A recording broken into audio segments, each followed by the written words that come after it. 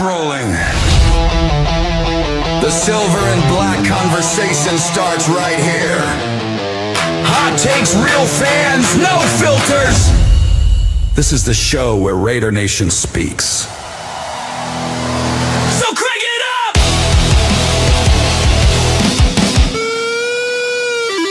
And show me your shit!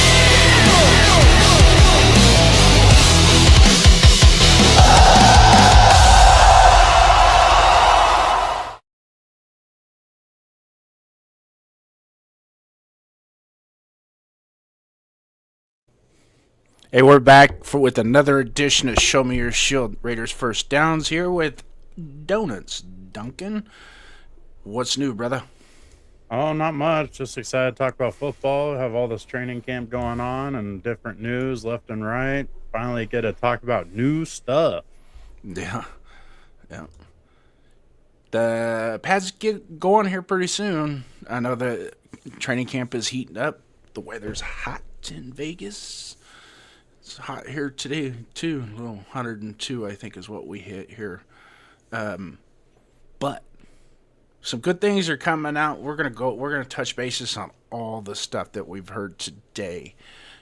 Some really interesting, some stuff we haven't seen yet, or heard, I guess we could say. They don't really show us much. I know Kubiak's pretty stringent on no media during the 11-on-11 period, or at least no digital media, no cameras, none of that stuff. So I haven't really got to talk to you much about what you think so far. I know you've been busy working and all, but knowing you, how you keep up on things and what you miss, you gather up later with your information. So what's your take so far? So far, I'm really excited with Dennison and the offensive line. I mean, they've moved guys around constantly. They tried Glaze at left guard. Looks like they're still going to keep him at right tackle. Trey Zune and Meredith seem to be like the backup centers. So hopefully Zune beats him out and is more of that rotational guy, that extra seventh lineman. Looks like Grant's settling in to be that true backup left tackle to take over for Miller. So I mean, I'm always excited about the offensive line. I'm an offensive line guy. And then on the flip side, on the defensive line, hearing players doing well. Saw that both of our rookies from last year are starting to step it up, and they're getting first and second string reps and are actually providing some decent pressure during practice. So that's nice. I mean, obviously pads aren't on, but like to see young guys doing well. And then even our our 7th round pick, Cian Sloan, he's getting first team reps. Yeah, I saw that. And you know what's interesting about him is, from a physical standpoint, you watch him, speed, agility, power, things like that. He's got a good build to him to play defense at 6'3", 240, real quick, twitchy. It just makes you wonder if he's one of those guys that all you have to do is get to the pros and he becomes a different animal. Yeah. And then even our young defensive backs are looking like they're putting out and actually competing and fighting for their spots. Seems like Porter's been like the one consistent with the ones, opposite of I'm gonna mess him up. Stokes, I believe. And originally it was Porter and the other tall athletic corner that we have on our team who's been with us. This is gonna be his 3rd season. I'm forgetting his name right now, but it seems like Massis went and pushed him down into the set 2s, and Massis is rotating in with the 1s now. So like that's exciting, seeing rookies doing that. And so far it seems like McCoy's settling in, getting better, so he might be starting to push up that depth chart to try to get a starting position. So it's just looking exciting. Like we're seeing stuff move around and people actually competing, unlike last year's slogan. This year they're actually doing it. I think, were you talking about Decamerion Richardson? Yeah, Decam. Yes, thank Decam. you. Yeah. I had high hopes for him last year. I thought he was going to be a breakout guy last year, and he literally got hurt. Yeah, but he still, when he was healthy, was getting pushed down. Well, he was pretty much hurt the majority of the preseason and well into the season. And then when he was healthy, uh, it was already too far gone to where he wasn't going to catch up with how Pete Carroll was pretty much playing guys. Nah. So it just kind of added into like another young guy who's not getting reps. Yeah. Yeah. But I think that overall that was okay though, because Porter, he had his ups and downs, but I think he consistently got better. And it seemed like he was a slow starter type of player. By the end of the game, it seemed like he was playing better and better. Yeah. Yeah. Yeah. Let me buzz through the report for today, and then. But before we do that, let's get to the chat, because these are the guys that drive our show, that get us to do what we want to do, and have that conversation. But before we start debating and arguing and doing all that other funny stuff, let's recognize those that are in the chat. First up on the board is Izzy on Wheels. I made it in time. Yes, you did. I hope you stick around, because it could get better. I have a funny feeling. Better. Yeah, I have a funny feeling this show is gonna be a rock'em sock'em here in about 20 minutes. Jack. So for those of you guys who don't know, it's Jack You Off Fest is how you say it. Alex, thanks for coming in, and keep an eye on Alex, man. He could be a front runner tonight for the best chat of the night. He's been fire. And then BDQ's in here, Business Decisions. If any of you guys haven't seen his show yet, go to that link right there at Business Decision Sports at youtube.com. Hit his channel up. He's putting out a bunch of great content right now. He's working his butt off on his Raiders channel, and the dude's legit, man. He was the gentleman that you had on with you on Friday, right? On Friday, yes. Black the quarterback. Black the quarterback. Yeah. Yep. He's got his head on straight. No, I don't agree with all of his opinions, but they're definitely well thought out, and I can definitely respect them. Yeah.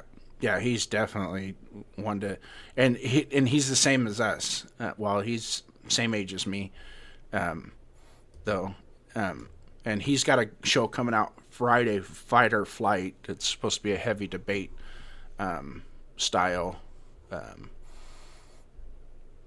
have to check that out then. Yeah, so I'm looking forward to that one.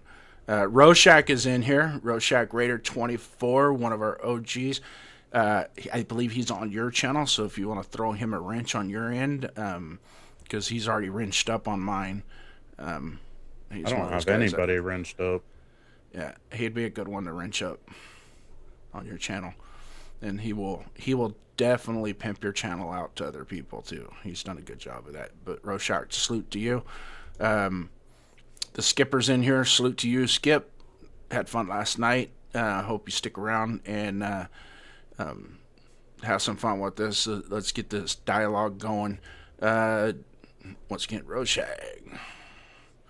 Michael Guerrero. If anybody needs a campaign manager, it is Michael Guerrero. He will get you elected at any office that you want. If you want to be president of the United States, you hire him. He'll get you in there. And that's pretty much it. Right down here, it's funny you say that, Donuts. I was just talking to my people about getting you to school me on the offensive line. He's a very open-minded guy. I mean, he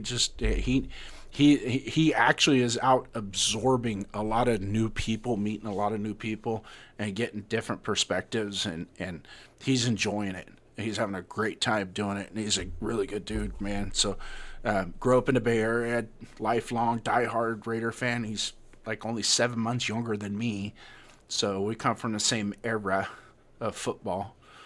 And so let's dive into that. Let's talk real quick. I'm going to blow through today's notes.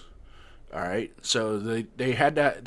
When they finished practice, the overall telltale sign was it was not a pretty day for the offense. And here are some of the few takeaways that we have. Cousins connected with Bowers in a few big plays, and offense will go as far as Bowers takes them. I think we pretty much know that, right? Mendoza underthrew Malik Benson on a deep ball, leading to the ball being broken up by DeCamerion Richardson in a 7-on-7, and during 7-on-7, he was picked off by Greedy Vance. It was his first interception at camp. Darian Porter took most of the first team reps at outside cornerback. Jermod McCoy is looking more comfortable each day. He spent a lot of time with the twos today and had a pass breakup early in practice. Quay Walker would have had a sack on Cousins in a live situation. Excuse me.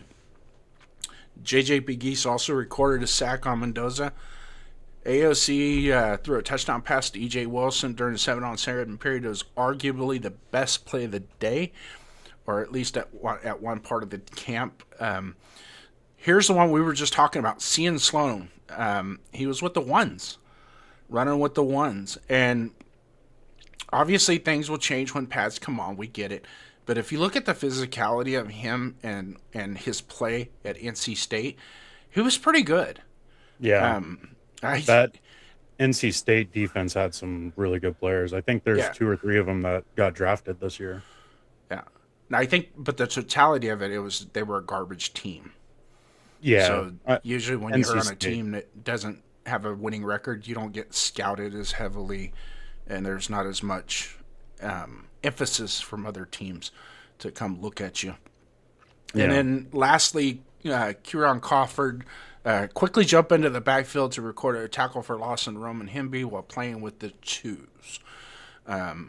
Apparently that was kind of what they're expecting out of him. His quick twitch, able to decipher the play and avoid the block and make a play in the backfield, which he did a lot of that at Auburn. Yeah.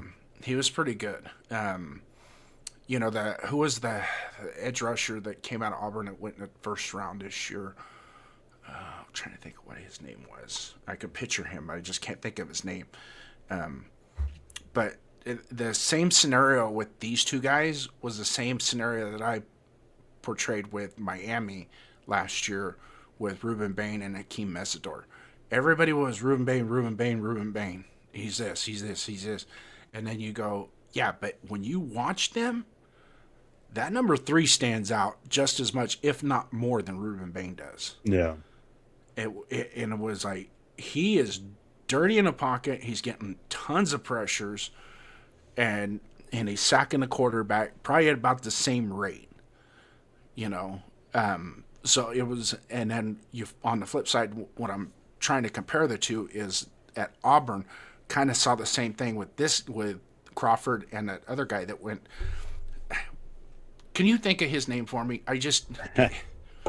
We know who we're talking. He was an elite edge rusher that went top in the first round, went high in the first round. I don't want to look it up right now. All right, so you got Rorschach is dialed in with the wrench. Excellent. Yeah. So, out of all of this, Keldrick Falk. What's that? Keldrick Falk. Yes, Falk. There you go. So out of all this, what we heard today in today's practice is the consensus is Cousins, and there was some zip on his ball today. And yes, it's practice and they don't have pads on, but you can still start to see a little bit of what's going to transpire when the pads do come on. The speed at which they're playing, the route, the timing of the routes against the defense, because even though they're not tackling, they're still hitting. They want to hit. They're hitting each other pretty hard with their hands. I'm sure there's some guys right now that's got some bruises and some knots and stuff, even though there's no pads. So, definitely in the trenches. I mean, those guys need to start building up that toughness. The sooner they get it, the better off they're going to be for the season. Yeah. And in the secondary, too. I mean, just because they can't tackle the guy when he catches the ball, they could still, work on their technique, their positioning. Their hand fighting. Pass interference is still pass interference without pads on. So making sure that they're not getting too handsy downfield past the 5 yards, and all. And I always, even in OTAs and stuff, really the only people that really do benefit from OTAs is the secondary and wide receivers and the quarterback, because it's all timing, getting that timing down. And they still got a pass rush. They're still rushing. They can't hit the quarterback, obviously, but there's still a pass rush, which in turn triggers that internal clock. So it's still going to be somewhat similar. I mean, they're doing the best that they can to simulate an actual game situation at this point in training camp. So, but like I was talking about earlier, Kirk Cousins is apparently Kirk Cousins, so who we thought he was. So, being accurate, delivering the ball on time, reading the defenses properly, getting people lined up in the proper positions, calling the plays. It's like riding a bike. This offense is going to be like riding a bicycle for him. Yeah. So, and having a good quarterback back there that actually knows the offense is just going to get the offense up to speed quicker. Yep. And there's going to be growing pains every time you have a new coach, but having Kirk back there is going to help alleviate some of that pain. Rorschach coming in saying, what I know to be true and what I'm looking forward to seeing us, the competitiveness and attention to detail.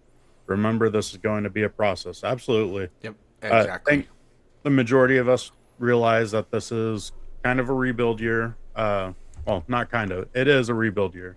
But at the same time, they're going to go out there and try to win with everything they have right now. And it may not look pretty early on, but hopefully through the process and Kubiak sticking with it and continuing having the guys filled in by the second half of the season, hopefully we can start stringing together some wins to give us that light at the end of the tunnel for next season. Mm-hmm.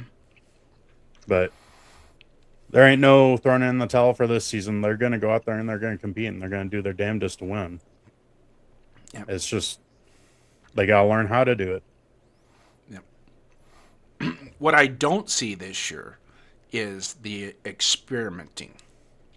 Like last year, it seemed like they were experimenting with a lot of stuff. So this year, it seems like everybody's got a position. They know where everybody's role is going to be. It's just a matter of the total function, especially along the offensive line. They know where everybody's going to be on the offensive line. It's just a matter of incorporating certain pieces. And they would be negligent right now, especially right now in training camp, to not go. I always use it. We have 1s, 2s, and 3s, right? Starters, second string, third string.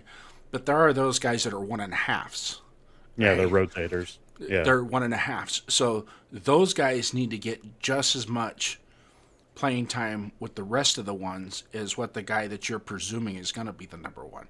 So you're going to see a lot of Spencer Burford. You're going to see a lot of Rogers, and you're going to see a lot of Zune.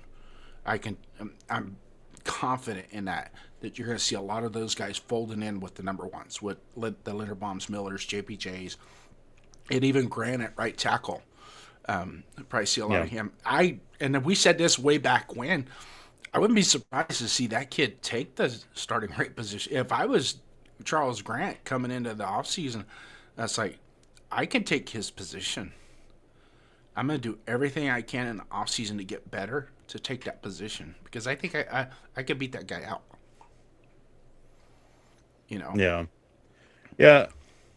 I think it's a possibility, but I think it's more likely he ends up taking over that left tackle spot, whether Miller gets hurt or they move on from Miller. Mm-hmm. I think that's more likely. It really does seem like they're consistent in believing Glaze at the right tackle position, and I don't see that changing anytime soon until his contract runs out, maybe. Mm-hmm. I understand why people dislike Glaze or want to move him to left guard. Like I'm one of those where I've spoken about moving him to left guard just because of his play style, because he truly does struggle at that against speed rushers. Like that's his weakness, is he's got concrete feet. He's stronger than a bull, but you can get around him. And Yeah. that's why during his rookie year, when he was consistently having tight end help, he looked good because he didn't have to worry about that speed rush. One little chip from the tight end and Glaze handles him. Yep. Last year, he was left on an island. And lo and behold, most of the pass rushers on that side that he went against last year were speed rushers. And The high dollar Ferraris he was going against on that right side quite a bit throughout the yeah, year. I mean, between the Chargers and the Broncos right there, you got 4 games. And then the Chiefs with their linebackers, how they'd play their linebackers, like they're making it happen too. So right there, 6 games out of the season, just within your own division, like they know how to get after that guy. And there's plenty of other very talented pass rushers in the league that are speed rushers. And it kind of seems like that's becoming the norm in the NFL right now is fast, athletic guys that can bend is what the standard is right now for the defensive end. So unfortunately for Glaze, he's got to learn how to start getting a little bit of happy feet, or he may end up needing to move to the inside for his career. Yep. I think OB even mentioned it a few months back that it probably would be best just to do it, put him in the interior instead of trying to put a square peg through a round hole. But yeah, his rookie year, I mean, you're absolutely right. There's a lot of chip, a lot of outside leverage help with him. So you didn't see the slow feet because they were able to slow the initial rush, and he can get into position. And like you said, he's so strong, it's hard to just bull rush him. Yeah. You're not outpowering him. Mm-hmm. He is an ox. Yeah. Yeah. And he also was missing the inside move quite a bit, too, last year. He gave up a few sacks on the inside move, too. So that has a lot to do with his feet, his hand placement, and... I don't want to blame him a lot on the inside stuff because it seemed like there was a lot of miscommunication going on the inside. Because there's plays on the other end where Miller and Parham are all reach blocking outside, and then there's a guy that goes straight free from Meredith because the communication was wrong. And then there's quite a few plays where it looked like the defense runs a switch, and JPJ completely whiffs and doesn't even hit the guy. No. And Glaze perfectly takes his guy and controls him outside. So across the board, the O-line was terrible. Mm-hmm. And I'm not going to sit there and put the blame on one guy in Glaze. Like, the line across the board was atrocious. No. So far, what we got in training camp, it's getting hot in the desert. Yeah. Do you see any position battles heating up that really got your attention? Not really. It seems like quarterbacks pretty much made up their mind, or they're making it seem like it. Maybe trying to get Mendoza to work a little bit harder to really earn it. Because Kubiak, I believe it was on Thursday or Wednesday, he talked how Kirk is the guy. Mm-hmm. And he's hoping that Aiden and Mendoza can both push him forward and compete with them and really help them drive each other.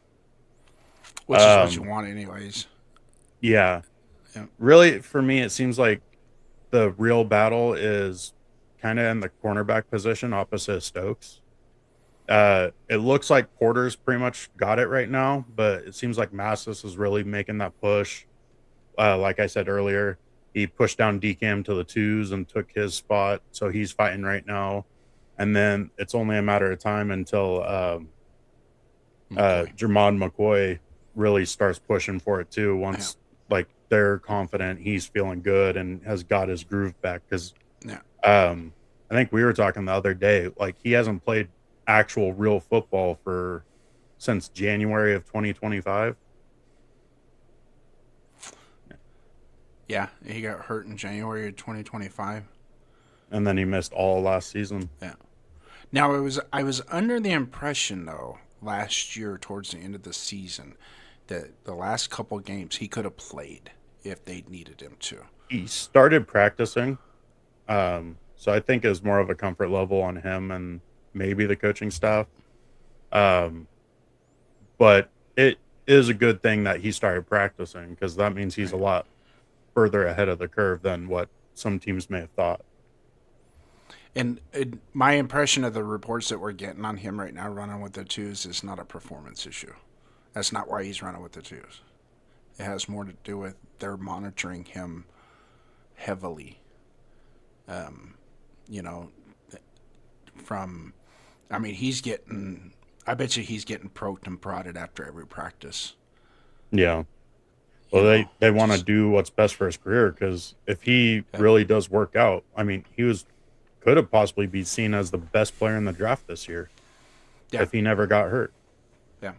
So, like, they sit there and take the time and really do what's right by McCoy, and it could pay off thousandfold. Like, he's that great of a talent. Yep. And when you catch something like that in the draft, you just got to be careful. You know, don't try and overdo it. But I think there's going to be a point in time we'll probably see after the Texans scrimmage and preseason game that they're just going to take the training wheels off of him and just say, go play football, dude. You know, if he's not coming out every 2 or 3 days right now with any type of setbacks or anything like that, and then we get the pads on, we see how he's doing with the tackling and going to the ground and getting up and things like that, and there's absolutely no issues whatsoever. You know, they take him, they examine his knee, see where the condition of his knee is, and see what the condition of him is as well, from a mental standpoint. And if there's no, you know, and sometimes there's going to be a point in time where the Raiders are going to go, okay, we're not even going to talk to him about it no more, because we're probably doing him more harm than good with this kid talking about it. Just let him go play and just say, here, if anything happens, call me, right? And then we'll go from there. But just go play. Just go play football, because he's such a natural at playing that position. You saw it at Oregon State when he played at Oregon State. He was a monster. He definitely separated himself from the rest of the team. Yeah. Even that young, there's something special brewing, and Tennessee was able to hop on that. Yeah, he was an SEC elite playing in the Pac-12. That's what he was doing. It was man amongst boys, the way he played at Oregon State. So when he went to Tennessee, it was nice to see. Nice to see him playing at Tennessee State. He made a lot of plays, man. A lot of plays. It was like, you talk about a sticky cover guy that is, you know, and got the attitude to bring it with him and back it up. Yeah, if that knee, knock on wood if you're with me, if that knee is healthy, he is going to be something special. Yeah.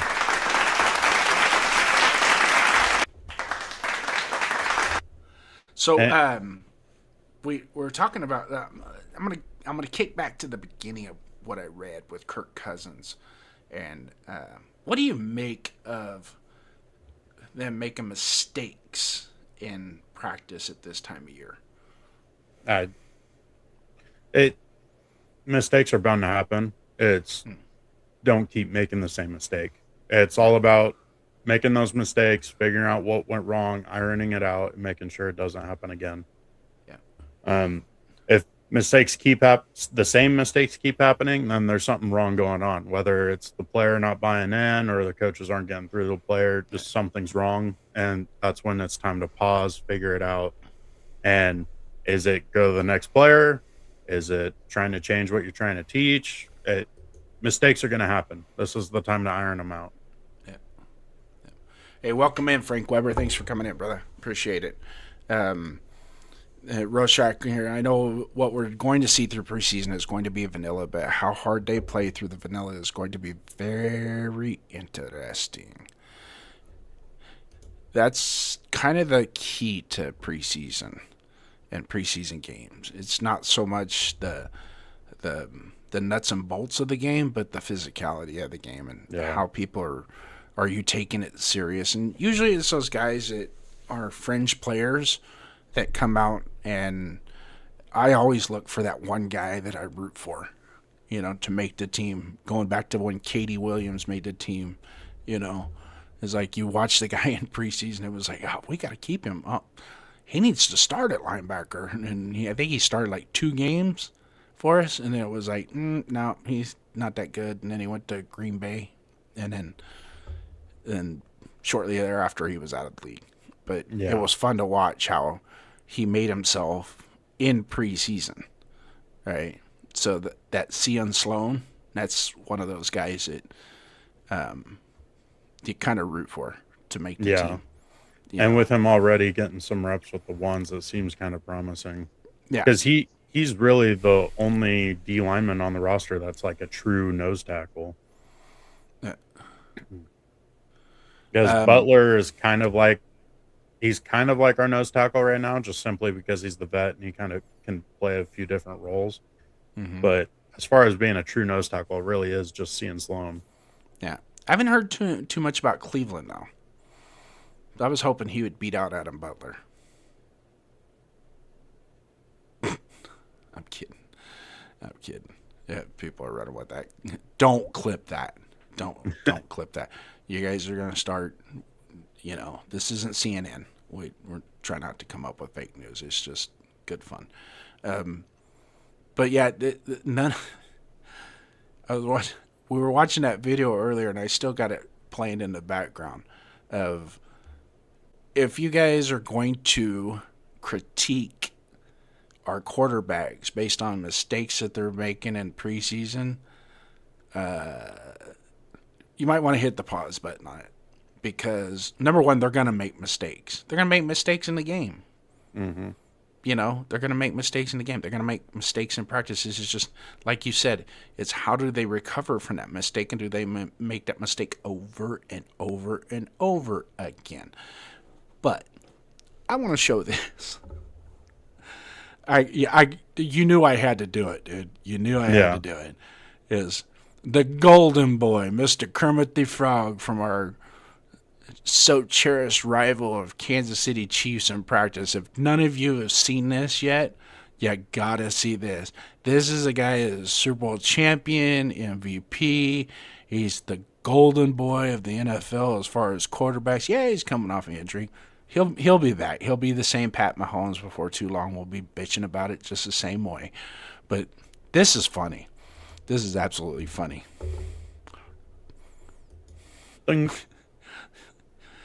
The center was wide open. How's that happen? Forgot to let go of the ball. Yeah. So yeah, I saw that. I was laughing harder earlier. Trying not to do it to kill the show, but if any of you guys have seen that, good night, man. That was something else. Seeing that, you never expect that out of a Patrick Mahomes.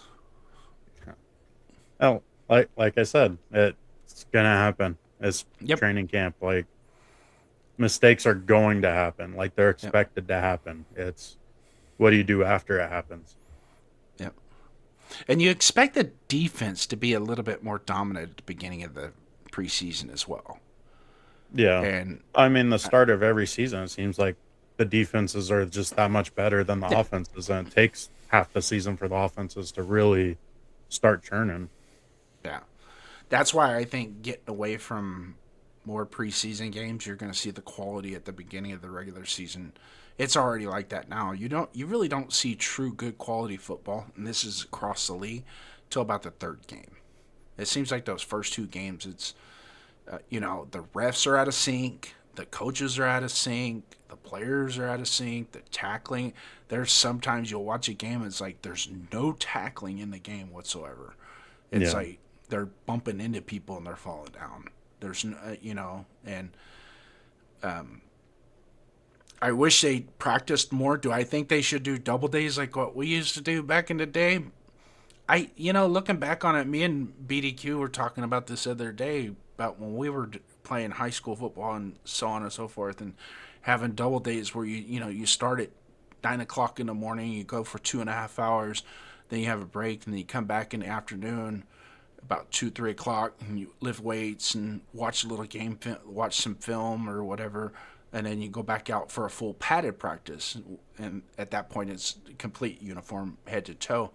And we were talking about that, and I said, does it really benefit somebody to do that twice in one day? Can't you? Because it seems to me like you can still get the same effect with one practice. Because I saw with our team in high school, we had better results once we went to single day practices after, like, we went to single day practices the week before the scrimmage, and then after the scrimmage going into the first game, when we got into our weekly routine where Monday was shells, Tuesdays was full go, Wednesdays was full go, and then Thursdays was special teams and prep and final prep. And Tuesdays and Wednesdays were brutal, even during the regular season, because we would hit and we'd hit and we'd hit and we'd hit. Yeah. You know, from even warming up, we're hitting, to individual drills we're hitting, to team drills we're hitting, and even in when we did conditioning at the end of practice, we were hitting, you know, running 20 yards and tackling a bag, or running 20 yards and tackling, you know. So it just, but I would like to see the football game get back to that somewhat, because the quality of the game is diminishing. Yeah. No, I think increasing the amount of padded practices helps. They don't necessarily need to do the double days, but they definitely do need to have more live hitting. Mm-hmm. And whether that comes in the form of like going and having joint practices with more than one team, like in separate weeks or whatever it is, Mm-hmm. you just got to hit. Like, you really got to get your body's conditioned for the hit, the contact. Offensive linemen, especially, and defensive linemen, because they're just constantly hitting each other every single play. And the less conditioned you are for it, the more it really takes a toll on your body, and the more exhausted you are after the fact. Yeah. You got to callus the body, and it's everything: your shoulders, your elbows, your wrist, your feet, your knees, your hips. All that stuff has to get calloused up. And then once you do that, you'll have the season will be easier as it goes on. Yeah. You know, your recovery time is going to be a lot easier. You know, even from Sunday to Wednesday it's going to go quicker if they were to do that now. If they were to, you know, every day we're hitting. You get 3 days of non-padded practices to start, which is cool. I think they should do that. But by the 4th day, it's pads until the start of season. Even if it's for an hour and a half a day, it's full pads. I think it should probably at least be 4 days a week. Because you also kind of want to try to condition your body to be used to the football season. So you have your Sundays where your game time is full speed, full blow. And then Monday's kind of rest recovery day where you're going through walkthroughs and film study and all that, and the game plans on what you're going to be doing that week. And then Tuesdays you're hitting again, getting your body refreshed with the hitting. Wednesday, have a little bit of live action where it's like maybe half the practice or whatever, you're going full bore, and then the rest of the practice is more game planning, installing, maybe film review for your opponent.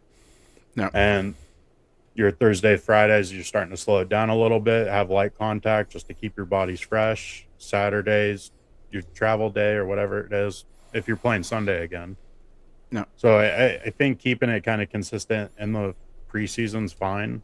They just need more hitting than what they're doing now. Yep. That's just it. Probably just a touch more. You know what I mean? Will help. Yeah. Will help the quality of the game, and it help with a lot of these injuries too. You know, because when they get the pads on Wednesday, I think it is. Yeah, the guys are going to be juiced up, and they're going to go at a different speed, trying to get after the guy lined up in front of him. And they're not going to. There's no more half speed, 3/4 speed. It's full tilt at that point, and the injuries are going to happen. We're going to have injuries in training camp. Yeah. You know, I in a roundabout way, if we don't, then we're not practicing hard enough. Yeah. And it's also a great time to actually figure out like these guys on defense that seem to be really stepping up or looking good or better than expected, if they really can keep up. Because like Massis, I mean, it was pretty common knowledge like the guy can cover really well, but he has tackling issues. So hopefully he can get those ironed out and really make a serious push to be a number one cornerback. Yeah. Because that's only going to make our team better. Is we having more of those guys that are actually capable of stepping up on the field for Sundays. Like it's going to raise the bar of your floor. Yeah. Most You got definitely. Dixon Snyder. Yeah. Welcome, brother. Welcome. I love the picture. Oh my God. I'll leave that up there for just a second, please. Thank Yeah. you. Thank you very much. Yeah.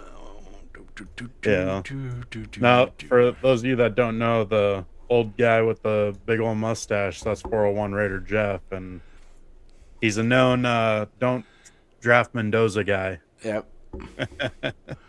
Yep. That's a great picture. Good job, Dixon. And of course, the skipper likes it too. So thanks. Yeah. Thanks. Remind me to be on your good side because I hate to see what you can do with me. AI can do anything on the computer. AI can do anything on the computer if you just do it right. Sometimes they could be a little goofy and do things wrong, like put Jeffrey Dahmer glasses on somebody when they're not supposed to. Sorry, Jacqueline. I didn't mean to do that. No, my wife's laughing at that one. I apologize. Not my fault. No, there was a good laugh in the Discord for your Friday show for your thumbnail on that one. Oh, yeah. Yeah, that was... I got to the point where I was like, I'm just leaving it. Just leave it. I ended up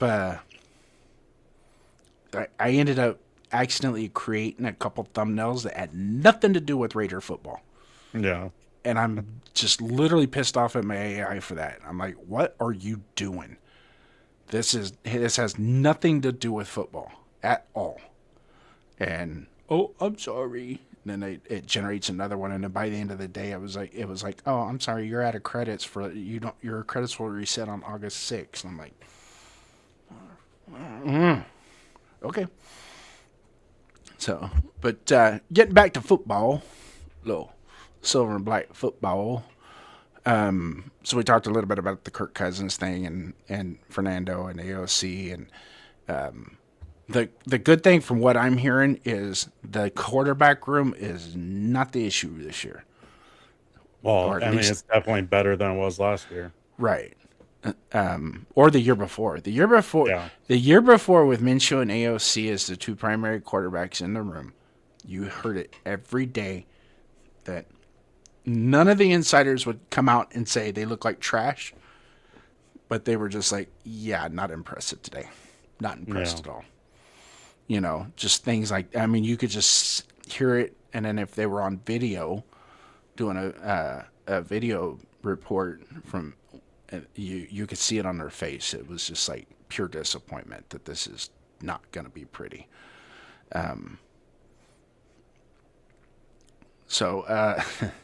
Frank Weber, he's saying that Jeff isn't anti-Mendoza. He just wanted to see Spy Tech cook. All right. Well, I mean, every Sunday, Jeff and us, all of us, we're going to be rooting for the Raiders every Sunday. So exactly, at a point, it stops mattering because we're still going to back our team and we're going to support them. Yep. It's just fun to give shit when you can. Yeah. And hopefully Mendoza proves us right so we can remind Jeff later. Because we sure as shit know he'll remind us if it don't work out. Nah. And that's just it. And in the long run, if it doesn't work out, okay. Try again. Had to take our shot. Try again. You know what I mean? It just, my take on it this whole time has been we just have not even tried to fix the problem. Yeah. You know, we keep doing the Band-Aid thing. Or let's go get a veteran backup and make him a superstar. Just because it worked a couple times doesn't mean it works all the time. Yeah. Exactly. Business decisions. Exactly. Exactly. Believe in that silver and black. Yeah. Yep. If Frank knows. Yeah. Minimum 20 draft picks. But anyways, getting back to like the news and stuff this year, like what has you most excited so far? Hearing the second year guys step up. Hearing the JJ McGee's, the Tonka Hemingway, you're really starting to see that they're coming out of their shell, so to speak. Got some confidence, got a little confidence in them. Yes, pads haven't come on yet. I get it. But we saw a glimpse of it with Tonka last year, towards the end of last year. And that led a lot of us in Raider Nation go, why weren't we playing him more through the season?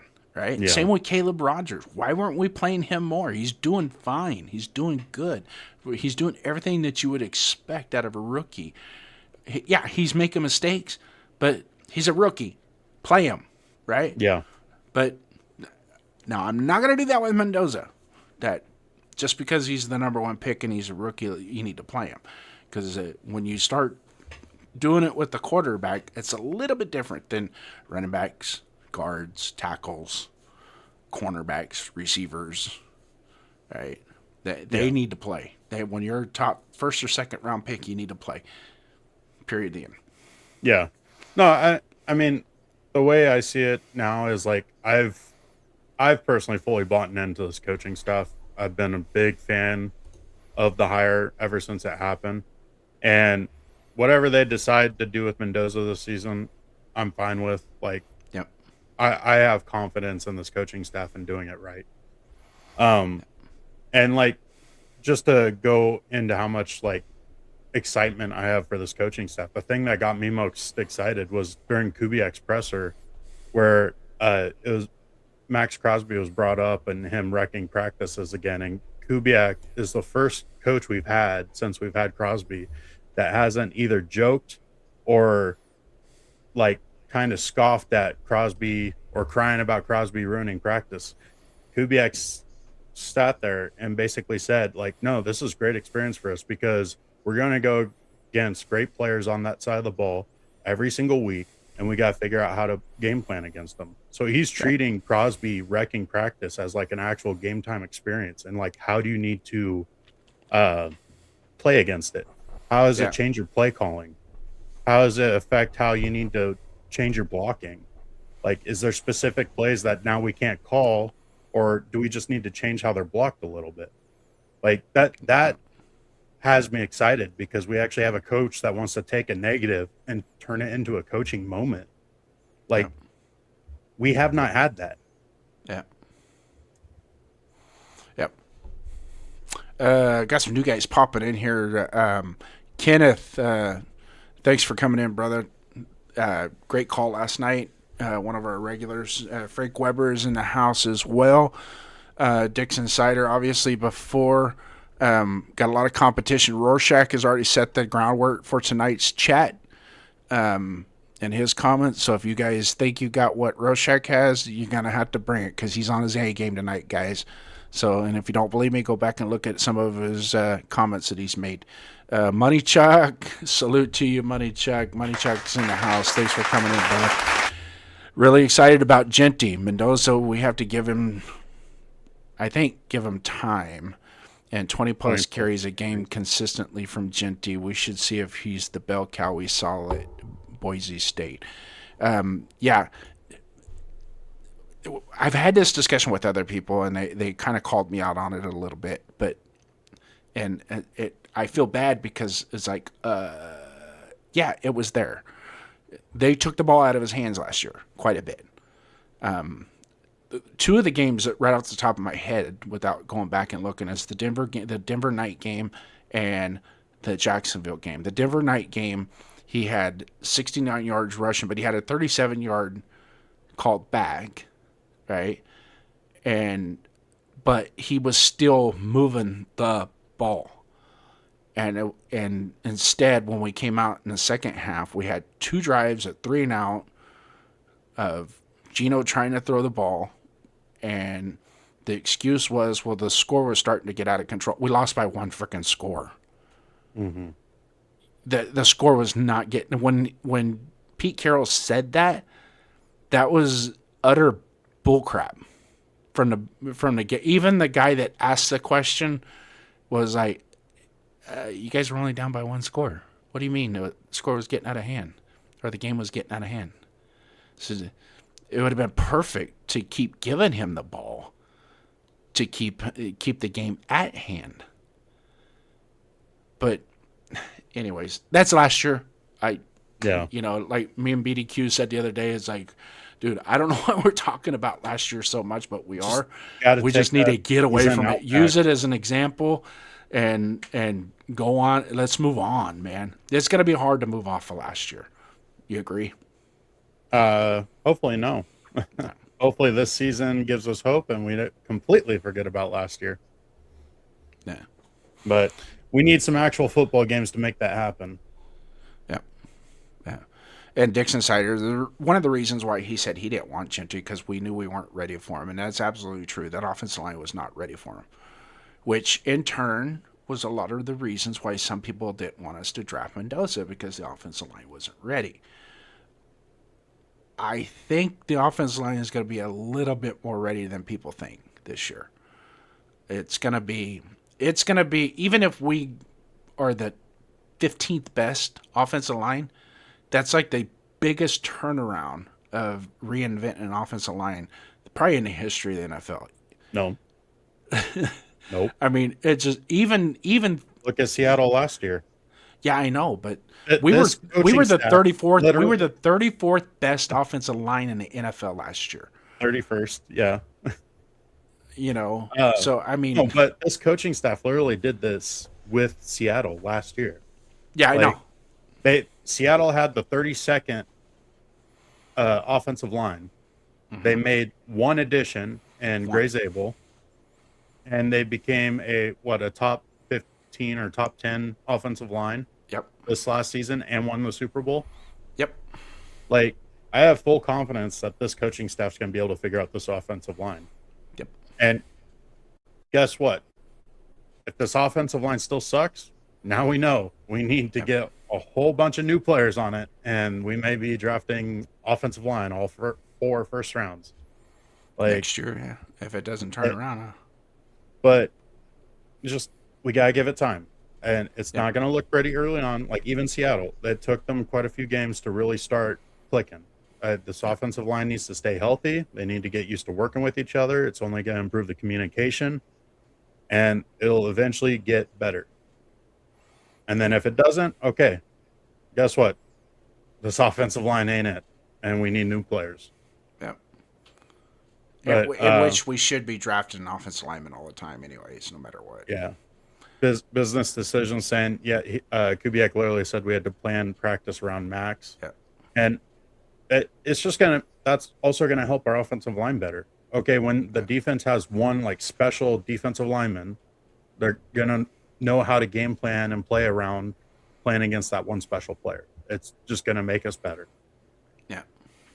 Also, too, on the flip side of that is not harnessing Max will also condition him to get home more often. Yeah. Right. So that's a lot of the times when we're watching the games, he's just like, just a tick, And is that because of previous regimes harnessing him in his practice, because he practices so hard and so fast, and he's disruptive, and it's a blessing to hear that out of Kubiak, because he is such an offensive minded guy that he's gotten to the point. It's like, dude, if you don't want him wrecking your practice and making you guys look fool, do something about it. Yeah. Because I'm not gonna tell that guy on our team not to try hard. That ain't happening. Playing against those practice heroes and actually beating those practice heroes makes you better. Yeah. It's just going to allow you to be that one step quicker, one step better, where it's going to make you good enough to block those Chris Joneses or any of the other top talent that we play against every single year. Like Yeah. it, it's just a breath of fresh air having a coach talk about it, down to earth football. This is what we need to do. Nah. I nominate Dixon Cider to be full on blue button. My brother has good takes, and I know he'll pay it forward. Yeah, I will take care of that here shortly. Yeah, nice to see Dixon Cider here on our channel. It's pretty cool. I feel privileged, I guess. I don't know. Anybody see Bueno? He's probably fighting his fridge right now. Yeah. Yeah. There's an expiration date on the milk. Just follow it. Yeah. But no, getting back to what we were talking about with the Max Crosby and the practice habits, and we saw that, like, even with the Josh McDaniels regime, there was that video of him just jumping down Malcolm Kutz's, you know what, for breaking up a play. And my first take on it is, wait a second, why are you doing that? If you don't want him making that play, I would get on the tackle, not on your defensive end, because if you want to run your offense against error to practice, just run it against error. Let your defense go tackle each other and get, juiced up over there with them. But there's two sides to that thought. I get it, but I'm one that you practice like you play like you practice. So, the best thing to do is practice as hard as you can and as best as you can. So, Real Shot, come back in. Please, yes, hit those likes, subscribes. Go over to Duncan's channel. In the pinned chat is his link. Hit that and sub to his channel as well as to mine. I'm creeping up to 500. 500, we'll do a special little thingamajig, and then... but if I could get to 1,000 subscribers before the end of this year, JD will make it big. He'll make it happen. Trust me, I'm not afraid to make good things happen. So Dixon said, "Yeah, I had to take a vacay." Yeah, we all kind of did take a vacation from the YouTube thing. It was kind of nice. It really was, to kind of take a break and get away from it. And it takes a lot to put this show on. I mean, I know 805, he puts hours into one show, with this film cut-ups and stuff. And then, like, with me and Jeff, yesterday's show, if you add up the hours, me and him, what we put into just last night's show is probably close to 6-8 hours worth of work just to put that together. And then, but it's fun. It's kind of our release, so to speak. Yeah. And then we get to meet cool dudes like your dad, DT Raiders 64. How many yards a game does Genty need to average to win fans over? Really, in all honesty, I'm gonna be point blank with you. I don't look at it at the yards. It's when the yards happen and how effective they are. Because there have been some guys that rush for 60, 80 yards in a game and are more effective than the guy on the other side of the field that had 110, 120. So the total yardage, I kind of have an idea, a number. I would love to see him being at 1,200 yards rushing. I know some people say, oh, no, he needs to rush for 1,500 yards. Take your time. The number I had in my head, I was actually thinking about this today, is like, I was starting to think on, like, what number does Genty need to get to for people to feel confident in him? And then, like, what number would he have to be under for people to start declaring him a bust? And the number I came up for, like, the confidence is 1,600 scrimmage yards. So that's both receiving and running. And then if he sits, like, around that 1,200 scrimmage yards this season, barring an injury, I think people are going to lose a lot of confidence in him, and you might start hearing that bust. I was just at rush yards, 1,200-yard rush yards. That's Yeah, where I was at. but Not I'm total. saying scrimmage yards. Scrimmage yards, yeah. If he's 1,200 scrimmage yards and he's only 800 yards rushing, and knowing what we know, that offensive line has to either get really worse than which I don't think you could get any worse than what you were last year. But if they should be able to get him 1,000 yards in their sleep. Yeah, Because they play 17 games. That's what, 71 yards a game, if that, 68 yards a game. Well, I think the standard for like what's considered a very good to great running back in the league is like about 85 to 90 rushing yards a game. And then I think it's like ends up being like 120 to 130 scrimmage yards a game. Yep. Is like that top tier caliber running back where they're consistently doing that. Because that's going to get you all the milestones you need as a running back, is getting those. I mean, obviously touchdowns are way better, but you got to be able to run the ball to control the game, and that's where yards matter, because that actually correlates with time of possession. Yeah. So and that helps all the other different levels of the offense. But to answer DT Raider 64's overall question, to be quite honest with you, with Genty, I don't think there is a number that's going to make anybody happy. I think there are some people in this world that if he rushed for 2,100 yards this year, would still probably say he's a bust. They didn't want to draft him at number 6. And make no qualms about it, I was not big on it because I was kind of in that same world. It's like, well, we need to get our offensive line needs some help, big time. And if we're in a position to get a really good offensive alignment, we need to do it instead of trying to get that. But we didn't have any running backs either. So it's like it's 6 in one hand, half a dozen in the other. It's like, oh, well, we get the offensive line, but if we get a really good running back, then we can start to build the offensive line that'll make that running back even better. Right? I mean, there's always going to be a back and forth conversation on it or argument, because it's like, okay, you go and invest the offensive line, right? And then you get to that point where you're consistently winning, and now that top tier caliber player in the position isn't available for you.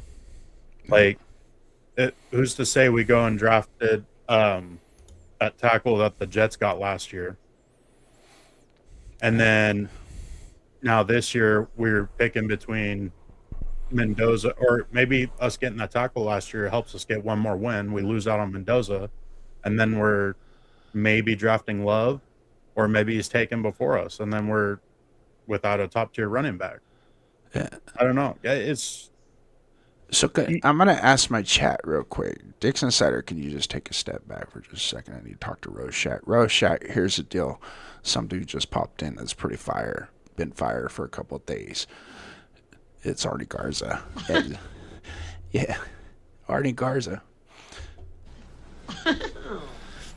Well, I didn't know you wanted to get involved with the discussion, Mr. Helper. Artie Garza's coming in hot with the takes already. Just he barely even opened us up. But question, which player has the best to lose their starting job when pads come on?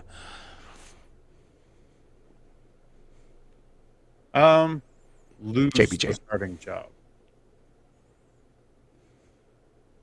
I think JPJ takes a step forward with pads that come on, because he's more of a physical player.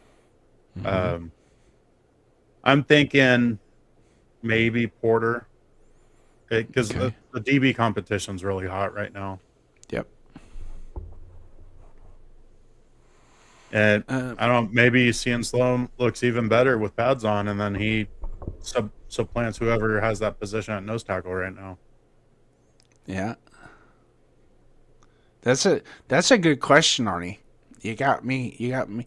And the reason why I say JPJ is because when the pads come on is when bad things happen.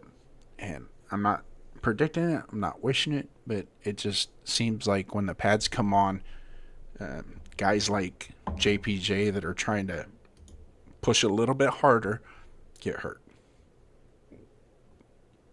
So, who's our X factor on the offensive line? Who fits the scheme? Who does? Go, Duncan. For the X factor on the offensive line, I see like two different directions you can take this. You could easily say Linderbaum because he's the leader of that offensive line. He's the one making the pre-snap calls and all that, and he should be our best offensive lineman. The other direction I could say is DJ Glaze, is because he can make or break this offensive line on that right-hand side, whether he's able to take a couple steps forward or he stays the same or gets worse. Like he could be that X factor because how he plays can really determine how well we run that ball on the right side. Yep. All right, chat. You heard it. That's the kind of take that actually moves the conversation forward. That you don't get the message from that. You know what we're talking about. Artie's coming in with the heat, guys. Catch up. Dixon Cider, it's not Christmas yet, Rorschach, just so you know. And Die Hard is a Christmas movie, allegedly. It's the best one. Let's see. Business coming in. Could you see Glaze losing his job? Oh, somebody's gaining ground in the chat. BDQ's coming in pretty hot right here. I could see Glaze losing his spot, but it just every time the opportunity arises, Kubiak, Spy, like it seems like everybody always brings up Glaze's name when he's not mentioned and backs him. So I don't see it happening. I think he's pretty set at that right tackle position, and I think they only tried him out at left guard just to see how he does there, but also to see how Grant and anybody else does at the right tackle spot. Mm-hmm. I think they figured out what they wanted to. I think Glaze is set. Yeah. So I think it's very unlikely he does. Yeah. He does seem to be one of those guys that's capable of, when the pressure's on and he feels a little heat like he's going to lose his job, that he rebounds real well and keeps his job. Yeah. You know, I could really, really see that. Good take there, BDQ. Good take, brother. Thank you. I want to see Caleb Rogers, Dixon Cider says. I want to see Caleb Rogers. Yes, I do. Second year, we saw some of them last year, right? And we saw some really good things out of them. So if we can only add to that, it just makes us that much better, correct? Yeah, and it seems like he is getting more and more time with the ones at the left guard position. So that's promising. We'll just need to see if he can take another step towards that starting spot when the pads come on. And hopefully he can do that. No. Rorschach, I think it's JPJ that everything to lose, because since he has been drafted, the new coaching staffs are not on the same page with the play. And I'm going to try and decipher this real quick because I'm sure he's on his phone doing these, and it's not easy to put an accurate text. But you're the grammar police. Why don't you figure this one out for me? What are you trying to say? I'm thinking Rochash is saying JPJ is the X factor because he's got the most to lose or gain with the ever constantly changing coaching staffs, where he seems to be the one that gets kind of lost in the mix. So he gets drafted as a center. They put him at left guard as soon as he's able to start practicing because he was hurt his first preseason. And then as the season goes on, our center gets hurt. And JPJ forces himself to be the center, plays really well.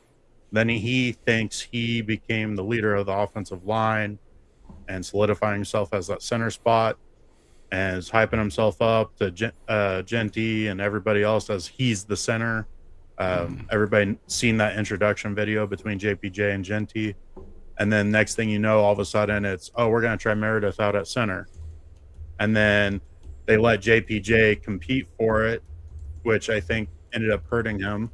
Instead of just saying, like, look, we think you're best at right guard. You need to practice there. That's where you're going to play, period. So he kind of lost some reps there. And now with this third coaching staff, they did it the right way this time. Like, look, you're our right guard. You're going to practice there. We brought in Linderbaum. There's no ifs, ands, or questions about it. This is your position. Own it. Get better at it. If you don't, you're losing your spot, and you may not have a spot on this team. So he kind of has the most to prove, and it also seems like every single year his attitude comes to question. whether that's reporters being soft or actual legitimate concerns in the front office or in the locker room, like that's a totally different thing. But all that being said, I will say that JPJ is not the only one that's gone through all these coaching staffs. Like Glaze took a huge hit last year too. Like the whole offensive line took a huge hit last year with that lack of coaching. Like there was no coaching for that offensive line last year. I mean, we've all heard the rumors where Spytech started holding meetings with these guys to have film review with them to try to help them get some sort of semblance of a game plan. So it seems like JPJ's the Scapegoat? kind of, no, not scapegoat. I would say like the face of the issues of the offensive line, just because of all the bouncing around. Because like he's the one that's actually moving positions. But Glaze got drafted in the same year as JPJ and has had to go through all this stuff too. And constantly probably hearing fans too over social media saying that he needs to move to guard or he's worthless or whatever. Like, so I can see what Rorschach is saying with JPJ, but Glaze seems to be the one that's like solidified at that right tackle position, even with all the issues he's had. And so I kind of think he's the make or break because like they're dead set on making him that guy there. And they brought in a bunch of bodies to compete for those guard positions. So I don't think JPJ is as much of an X factor. Yeah. We got Arnie Garza coming in again. Oh my God. Who will challenge DJ the Mule Glaze for right tackle? From what it's looking like in the practices, it's Grant. But it also seems like they want Grant to focus more on that left tackle position to back up Miller. So it's kind of a toss-up between Grant and Zune, the rookie we drafted in the third round. Mm-hmm. But I think Glaze has pretty much got it. Yeah. Zune gives us a little bit of versatility, interior and left tackle. I myself don't see the problem in putting Grant in at right tackle. If he earns the right tackle spot because he's better than Glaze, but he's not quite better than Miller, then I would put him in at right tackle. Yeah, you know want what I mean? Best players playing. You want the best players playing. Now I can see them having him focus on left tackle, but in Detroit this year they're moving Penei Sewell from right to left. Which right now I'm going to tell you that is you have a 2-time All-Pro, multi-Pro Bowl, probably the best offensive lineman hands down of anybody in the NFL at right tackle. Why are you trying to reinvent the wheel with him? He might do here's where I see it. He might be the Pro Bowl guy that you can run Gibbs behind all the time on the right side of that offensive line. Now you move him over to the left side because you think you're going to put your best player at the left tackle because that your left tackle retired or you don't have that left tackle from last year. And now all of a sudden you're going to do it because he's your best offensive lineman. Now he's not performing as well as he did on the right side. Yeah. You know, he's still Penei Sewell is still going to be hands down the best offensive lineman on that team. If you're the face of greatness at a position, you don't move that player from that position. Right. You figure out how to make that position of need work. And you got to go draft somebody or bring somebody in. You go do that, but you don't mess with greatness. Arnie had another question. What is best case scenario for AOC? I'm kind of having a little bit of trouble with this question because what's the best case scenario for the Raiders as far as AOC goes, or what's the best case scenario for AOC as far as like his career goes for him? So like for me, best case scenario for AOC is he is the backup and Kirk Cousins ends up getting hurt and they decide they want AOC to start the rest of the games the rest of the year and keep Mendoza backing him up and learning. Mm-hmm. The way I see it, I think the way it would play out is Kirk's the starter. if he happens to get hurt, Aiden will come in and be the backup role and take over that game. But then the next game, Mendoza's the starter. And then Mendoza starts the rest of the season as long as he plays well enough and Kirk doesn't come back. If Mendoza's having issues and Kirk comes back, then Kirk may end up starting games again. But as far as it goes, I think AOC just backs up the game that Kirk gets hurt, and then that's all she wrote for him. Yeah. So my outlook for AOC is he establishes himself with this coaching staff as a true, dependable backup. Yeah. And we don't let him out the building. That's my outlook on it. That's my, because Kirk Cousins is not going to be here long term. He isn't. In fact, the way his contract is structured, unless he does something miraculous with this team, and takes us to the playoffs, then he's probably not going to be with us next year. And I don't see anybody else signing him for what the type of money that he garners on a regular basis. Shout out to his agent. But in retrospect, getting back to the AOC conversation, is I truly think he's going to establish himself with the. I think he's going to do really well under Clint Kubiak. I honestly do. I think AOC is going to thrive under Clint Kubiak, and who knows? Maybe to the point where like, didn't see that coming, right? Because this is his fourth year. And we're gonna chalk up the last 2 years as just he didn't get any development the last 2 years, no help whatsoever in his development. So really, in all honesty, this is his first real year of uptick development with a good coaching staff and probably somebody he can buy into as well. So, well, as far as AOC goes, is I think he's a good backup. And that's it. If you want to get into the nitty gritty of it, like the thing that I think it was Rorschach brought up with JPJ, AOC, since he's been in the league, has had 6 play callers in 3 seasons. Yeah. Like, how are you supposed to have any success as a quarterback like that? Look who showed up. Well, I didn't know you wanted to get involved with the discussion, Mr. Helper. What up, Half Black Zach? One of our guys from our Discord channel. He's popping in here. Salute to you, brother. Thanks for coming in, even if it's for a couple minutes. But if you just popped in, keep your eyes open because there's 2 guys right now that are hitting the punching bag really good today. Rorschach Raider 24 and Arnie Garza 5596. Keep an eye out for them in the chat. They're cooking right now. Alex, got some work to do, my brother. I know you could do it. Arnie, question. Who was the worst draft pick from last year, 2025 draft? Miller, Malott, or someone else? What is the grade on whole draft class A? Well, we'll say A, B, C, D, or F after first year. I'm going to roll with this one first. I think the Miller, we can't really blame the Miller part of it because it's not unheard of for a third quarterback to go on the practice squad or get cut and brought back on the practice squad. He's still with the Dolphins. Somebody else might have saw something in him because they picked him up off our practice squad. So I wouldn't get too hurt about that. And he was a 5th round pick, correct?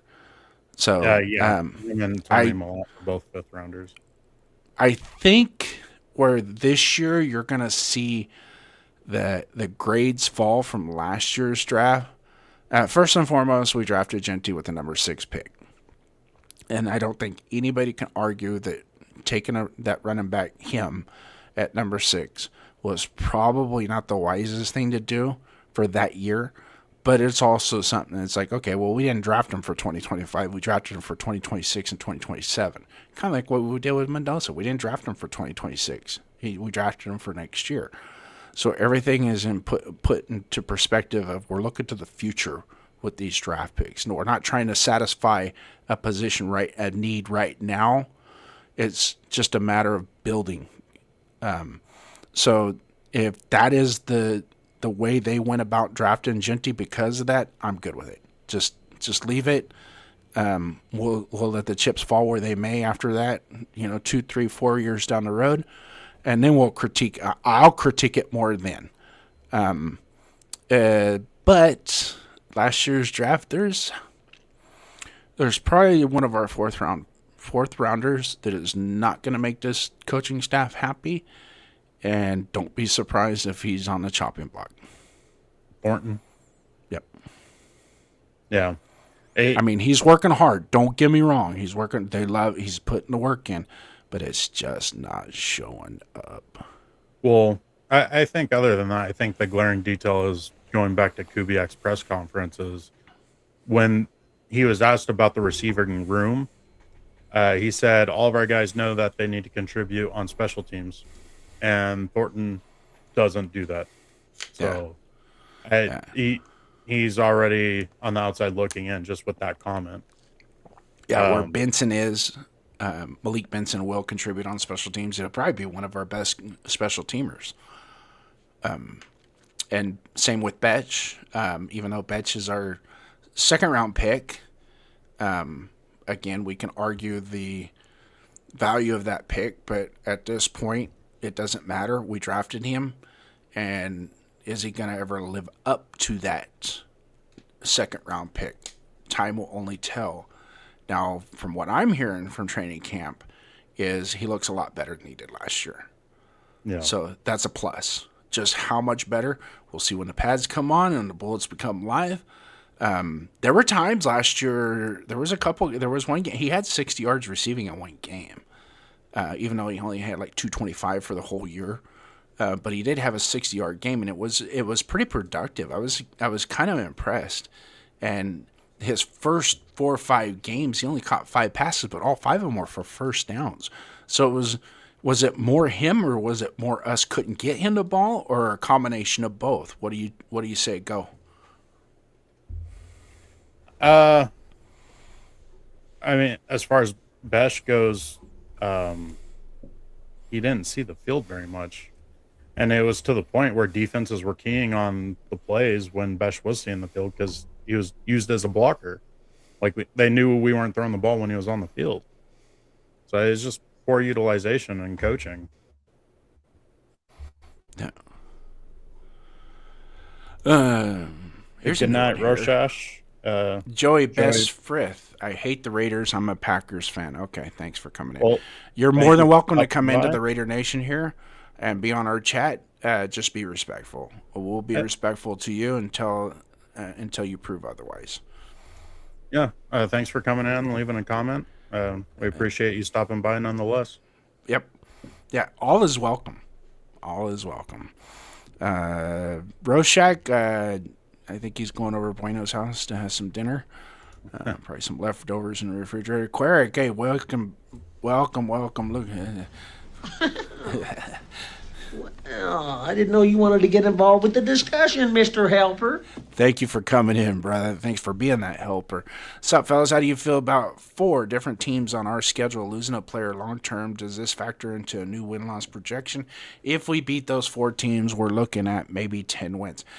I am going to, because naturally coming from where we come from in the Central Valley here, Central Valley of California, Modesto area, and the Bay Area, that we had to put up with that other team that they're supposed to be San Francisco, but they don't quite play in San Francisco. I know a lot of their fans are, we call them fair weather fans. They only come out when it's sunny out. But I said this way back when, and you could probably, I just picture San Francisco imploding this year. And the writing is on the wall, and it seems like every day something new is popping up that you just go, yep. I can truly, believe it or not, I think Mike Shanahan might get fired before we play him. probably the week before. Our luck is he gets fired the week before we play the 49ers. They bring in some guy that was coaching Pop Warner football in Fremont somewhere, and And then he we'll takes lose. over, and then we lose. Uh, uh, You know what I mean? Later way. Yeah. Yeah, it'd be our luck. We were like, hey, Shanahan got fired, and it's like, because there was the dissension between him and Lynch started last year, and I don't think it's gotten. If anything, it's gotten worse. And this Brandon Ayuk situation has even doubled and tripled that. Yeah. Because I have a feeling one of the two don't want him, and the other one wants him really bad, and it's kind of a fight over it. Well, speaking of Shanahan, I was actually thinking he may end up losing or parting ways with the 49ers here pretty soon. Mm-hmm. And I started thinking, I'm like, he might end up becoming the Chargers' next head coach. I was saying Chiefs. Could be the Chiefs, but I think the I Chiefs are guarantee fully... he's going to go. He's going to go where they already have an established quarterback. Yeah, but I mean, Herbert's considered a great quarterback to some. Yeah. Whether that's Shanahan or not is up Yeah. to him. But I think the Chiefs are fully letting Andy Reid decide when he's done, and they're going to ride it out with him. And I think Andy Reid's going to pick his successor too. You think so? Yeah, I think so. But- I think he's earned that right in that franchise. Oh, He's earned that definitely. right. So I have a funny feeling, and that's why Bieniemy coming back. Just kind of keep your eyes on that a little bit. I don't think Eric Bieniemy's cut out to be a head coach. He's a good offensive coordinator with a lot of resources. Having Andy Reid as your head coach and being an offensive, I think I could be the offensive coordinator with Andy Reid as a head coach. So, Well, my whole thing with the Chiefs, like my prediction with them on their next head coach, is I really think they're going to promote their defensive coordinator, Spags, and then they're going to turn to shit. And then they're going to end up firing him and starting over again. yeah, All while they still have Mahomes locked up because they gave him that 10-year deal. yeah, $500 million. Yeah. Arnie Garza, question: how do you grade SpyTech free agent signings last year? I mean, Last year, I'd say C. I think I'm going more D or F because free agents are still on the team besides Yeah, Chin you're and right. Stokes. You're right. All right. Chin and I'm looking Stokes. So, Chin, great free agent signing. I love that signing. I think he's easily our best DB right now. Stokes, he proved his worth. I kind of on the fence with him because I think he's a true cover 3 corner, and I think he may end up struggling this year because we're not going to be playing cover 3. But as far as how he's played so far with us, he's played well. So like those two, like they separated themselves from the rest of that free agent class. Everyone else we've gotten rid of, and they were all older, and they're all trying to basically see if they could rekindle that flame and somehow find some more greatness with us, and it didn't happen. So I'm leaning towards D, and the only saving graces are Chin and Stokes. Yeah, you convinced me on that one. The C, the reason why I give this C is because the attempt that he made in such a short amount of time to try and provide a roster that was capable of competing. And the lack of money that he put to it also. Right.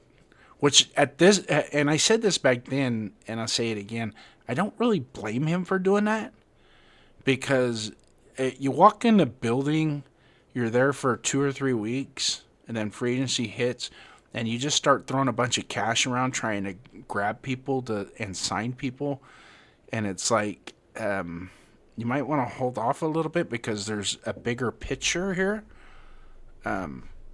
And I saw this after the McDaniels firing. We were in rebuild mode then.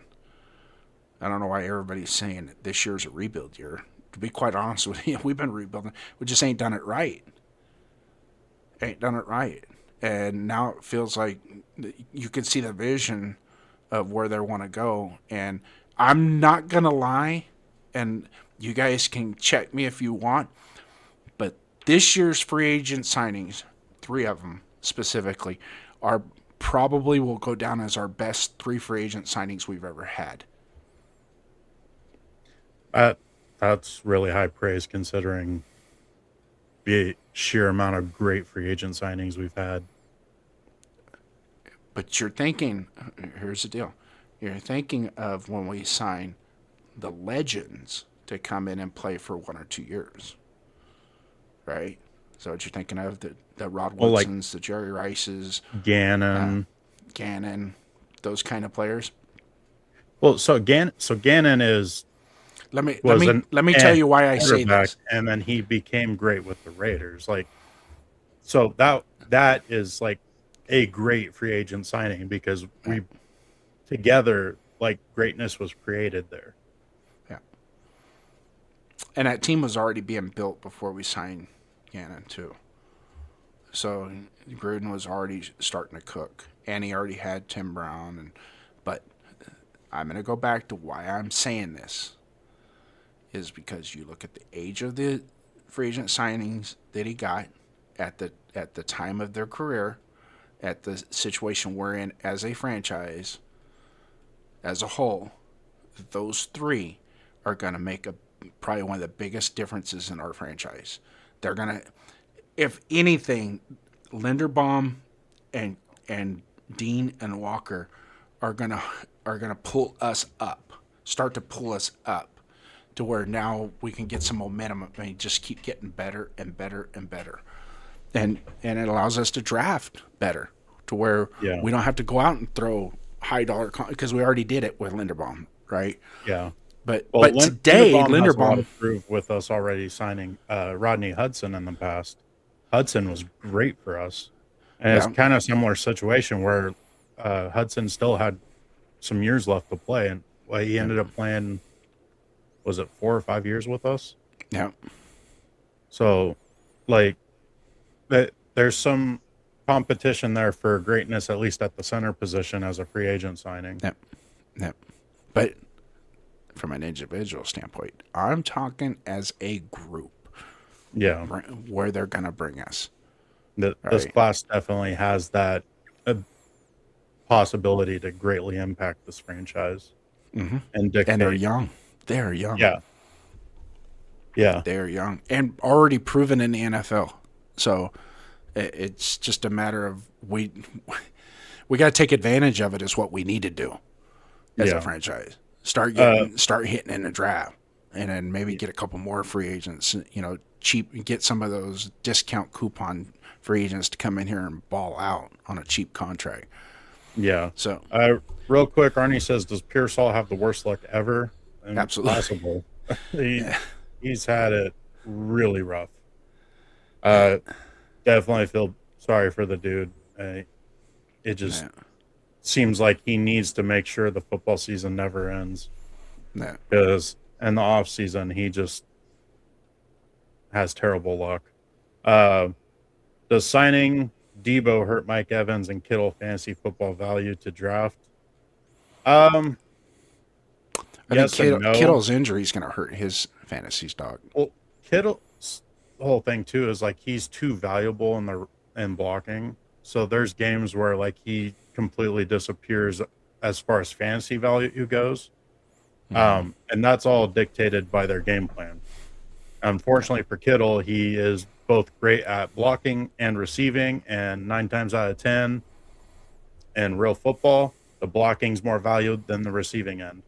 Yep. As far as Mike Evans goes, Debo signing, that may hurt a little bit, but they're both older vets. I wouldn't really expect too much out of them in fantasy football. Back to real football. Who has more receiving yards this year, Naylor or Tucker? I think Tucker. Just because it seems like Kubiak kind of goes out of his way to talk up Tucker, and it seems like Naylor has to be asked about, or like Kubiak will be talking, and then he'll turn it from talking about Tucker to turning it to talking about the receiver room. So it seems like Tucker's kind of that front runner on like the system's gonna like. So that's where my vote I can goes. tell you this: Tucker's going to have more yards per catch because Tucker's one of those guys that could get more yardage off of 3 catches, where Naylor's going to have to get more catches to get the same amount of yards. Naylor's pretty damn fast too. He is. He is. But Tucker just has that. I don't know. He's got that. He has a gear that. Like his rookie, open. it was funny. His rookie year, he was outrunning the boundaries. You always saw he was running so fast. Like his crossing routes were so fast that he was moving so fast. He is like every play he caught the ball was an instant replay to see if he got his feet in. Yeah. It was unbelievable how he probably led the league in instant replays that year. But. You know what? I'm going to go. I think Tucker, he's just more explosive than Naylor. But he just has a knack of getting open, and unfortunately, we haven't been able to utilize it. Yeah. Whether it's offensive line or quarterback play, I mean, it's definitely the combination of the both. But here's one for you: Will Cousins throw for at least 3,500 yards? no, because I'm not projecting him to start the whole season. Yeah. If he throws for more than 3,500 yards, we're going to have 7-8 wins. Yeah. So I disagree with this statement or question. We've heard a lot about Stukes. I mean, it seems like we pretty much got one of those safety positions locked down. They're kind of going more of a 3-safety defense, and it seems like Stukes and Chen are the guys. And then the third one rotating seems to be like the, what's his name? Tyron Johnson? Terrion Johnson, boy got from Buffalo. Yeah. It seems like he's the third one. So they're going to be rotating these guys around a lot. But it seems like Chen and Stukes are going to be on the field the whole time. Yep. And I think the lack of hearing anything is because it's nothing new. It seems like once he got that spot, like he's been there the whole time. So there's nothing new to talk about. And sometimes not hearing anything is a lot better than hearing something, because that something could be really bad. All right. Meal ticket 707. You've got to be kidding me. Could someone please explain this stupidity? Any explanation, meal ticket? I mean, obviously he's a Niner fan. Yeah. Ain't go love on your proc birdie. For all I care. Arnie Garza come back in with another one. Naylor for sure, but much because Genty, Bowers, and offense and everyone else blocks and runs good routes. The combination of everybody is executing their assignments and playing at the level that we drafted it and or sign them as free agents. That's the key. If they could just do that and perform at the level that we think they can, it's going to be that much better. There's talent there. We have everybody in the NFL has talent. There's nobody in the NFL that doesn't have talent.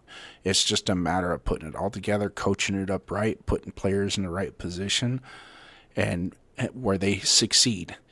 And you're doing it day in, day out, minute by minute, hour by hour, day by day. That it becomes that. And I think, say it again, I don't think that was the case last year. Yeah. I don't think last year they took it serious enough. The coaches couldn't coach themselves out of a wet paper bag last year. It was atrocious. No. And then we'll give a shot to the business decisions right there. So it sucks that your team's show isn't as good as this one. Well, yeah. Mill tickets. Hey, we appreciate fans of other teams coming on the show. And we will keep it as respectful as possible if you do the same. But once it gets disrespectful, then I have to unleash the dogs on you. And business decision sports is one of them. I will sick them on you like in a heartbeat, man. Well, You will wish you never celebrated a birthday. regardless, we appreciate you stopping by and Yeah, commenting. but we appreciate you stopping by. Hey, hit the like button. Hey, wouldn't hurt. It helps us out just by commenting, Yeah, so thank you. Yeah. Glad you're supporting the Raiders in some way, somehow. Yeah. So we got Arnie in business coming in here. They're a little bit on the same side. Oh, once again, Arnie. Genty will be team lead in targets and rush yards, but Washington will lead in rushing touchdowns, short yardage specialists. Actually, I disagree with that. I think Washington's going to have longer runs than Genty. He has that. The Thunder. He has that knack in an Washington's open light. field. If you can get Washington to the second level, it is dangerous. It's one of those that you are standing up, getting out of your chair, because at any moment it's going to be a over the fence home run. He's that fast. Mill Ticket says, "I love the Raiders." All right, we'll test you on that one. But I like the picture though, the Brock Purdy picture. I haven't heard any of his play. I guess I better pay attention. Who are we talking about on that one? You see this one?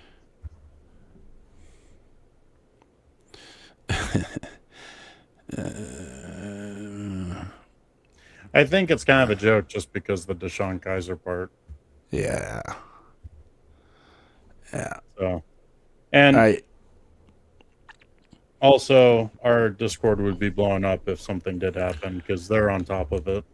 Well, also, too, I was watching an NFL Network who was on scene at the Raiders camp and reporting from Raiders camp, and they were reporting post-Raiders camp. And yeah, I think they would have said, oh, something happened to Fernando. We don't quite know. He went down. He was carted off the field. We'll report back to at least have that. No, there was none of that.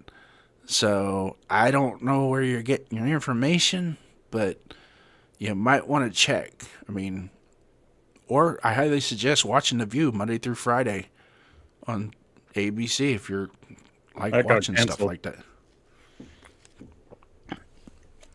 Really? Yeah. It seriously got canceled. Yeah, it got canceled. Really? Yeah, so now they're making AI videos of it, of random guests going on and trashing the hosts. Oh. It's funny. I've seen some of those where it's just like cricket.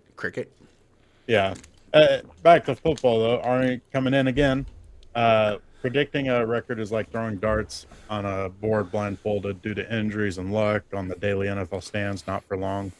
No, I absolutely agree, Arnie. Predictions, it's kind of based off of like how well the teams did the previous year. And the next season's always a crapshoot. Yeah. Mill Ticket saying I come in peace. But DT Raiders, how many yards a game and touchdowns will we feel the offense is heading in the right direction? I think kind of a easy way to judge it is the points per game. Mm-hmm. But we got to get back over 21 for it to be seen as progress. Yeah. And you know what? The skipper is tired of making his weekly predictions and not hitting it. We need a 31-17 victory. Dang it. I'm tired of it. That man has put a lot of work into rooting for this team. He's invested a lot of money and time. It's about damn time that this team gives him a 31-17 victory. What do you say, people? Are you with me on that one? Are you with me? Ladies and gentlemen, are you with me?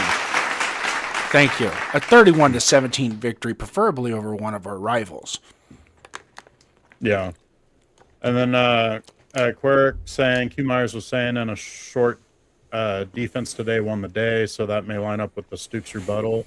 I mean, if Stooks is playing out there on the field as the starter and you're not hearing anything, generally that's a good thing because that means he's not even being tested. Yeah. I mean, that's like Namdi all those years with us is like you never heard of the guy because nobody threw to his side of the field for what 2 or 3 years. Just so, yeah. As far as Stukes goes, I think it's a good thing we're not hearing anything because he is the starter. He is a starting safety, so it's just silent assassin. Yeah. But to get back to Arnie's point, and Arnie coming in here, Alex, 31-17, a must for JD. Yes, it would help me with my partner on Saturday night, so I don't have to, it's those therapy sessions are difficult when he doesn't get it right. We need to get him right. Let's do it for 401 Raider Jeff. What do you say? And then we can stand there and say, flawless victory. thank you. How funny would it be if the first 31-17 win we get is with Mendoza starting? I think I'd buy him a 15 jersey. I think Jeff would have a mini panic attack. He would be know how to at feel. least one side of his body would be sweating. Yeah. he'll be sweating on one side of his body if that happened. But no, Arnie Garza, 21 points average on offense, hold them under 20 points on defense. That's a recipe for success right there on the average. If we break down our averages and do it that way. But DT Raider 64, thank you so much. Yes, we definitely know. I'm going to get back to his question real quick. How many yards a game and touchdowns will we feel the offense is heading in the right direction? And I think we're kind of getting there, right? And time of possession. Get that time of possession up, right? Yeah. So break down last year. Let's use last year as a litmus test with that. Break that down for me. Couldn't run the ball because our offensive line was a sieve. Couldn't pass worth a shit because we couldn't run the ball. The offensive line was inconsistent in the pass blocking game. Quarterback stared down receivers a lot. When the offensive line did block, it seemed like the quarterback held on to the ball forever. And then obviously when they didn't block, he got sacked. Seemed like there's quite a few plays where sometimes the receivers were left out there open, and just because we didn't have time in the backfield. Offensive coaching was terrible. We had no offensive line coaching at all. It seemed like Pete Carroll was trying to stick his nose into the offensive play calling also because we were not running a Chip Kelly offense. Not saying that we would have done any better with a Chip Kelly offense because I don't think it's that great because after he lost Shady McCoy, his offenses have never been the same. So just recipe for disaster last year. Yep. So basically, in a nutshell, what Duncan's trying to say is if we do everything opposite of what we did last year, this year should be a lot of fun. To plug a win-loss ratio to what we're talking about, I'm not going to do that because I'm tired of doing that and just ended up, and we all look like fools when we do it because nobody in here has been right. So stop it right now. Nobody has. Even if you accidentally picked 3-14 last year, was an accident. You didn't. It wasn't on purpose. Okay. So now, having said that, I do say 6 wins at minimum. We can hang our hat on and say this year was a success. As a litmus test, as a number, if you want to put a numerical value on it, 6 wins will put us in that category of we're trending upward as a franchise, as an organization. But of those 6 wins comes 11 losses. In those 11 losses, are we looking at crushing defeats? Or are we looking at total BTA type? We just got stomped 31-0 and those type of games. So if they're heartbreaking games, if we're in a lot of heartbreaking games, that's just part of the NFL. If you're at that point, it's just a piece here, piece there that fixes that, right? So if we can get to that point, then it's just a piece here, piece there that we could plug in next year that flips that number to where now instead of 6-11, it becomes 11-6, right? Yeah.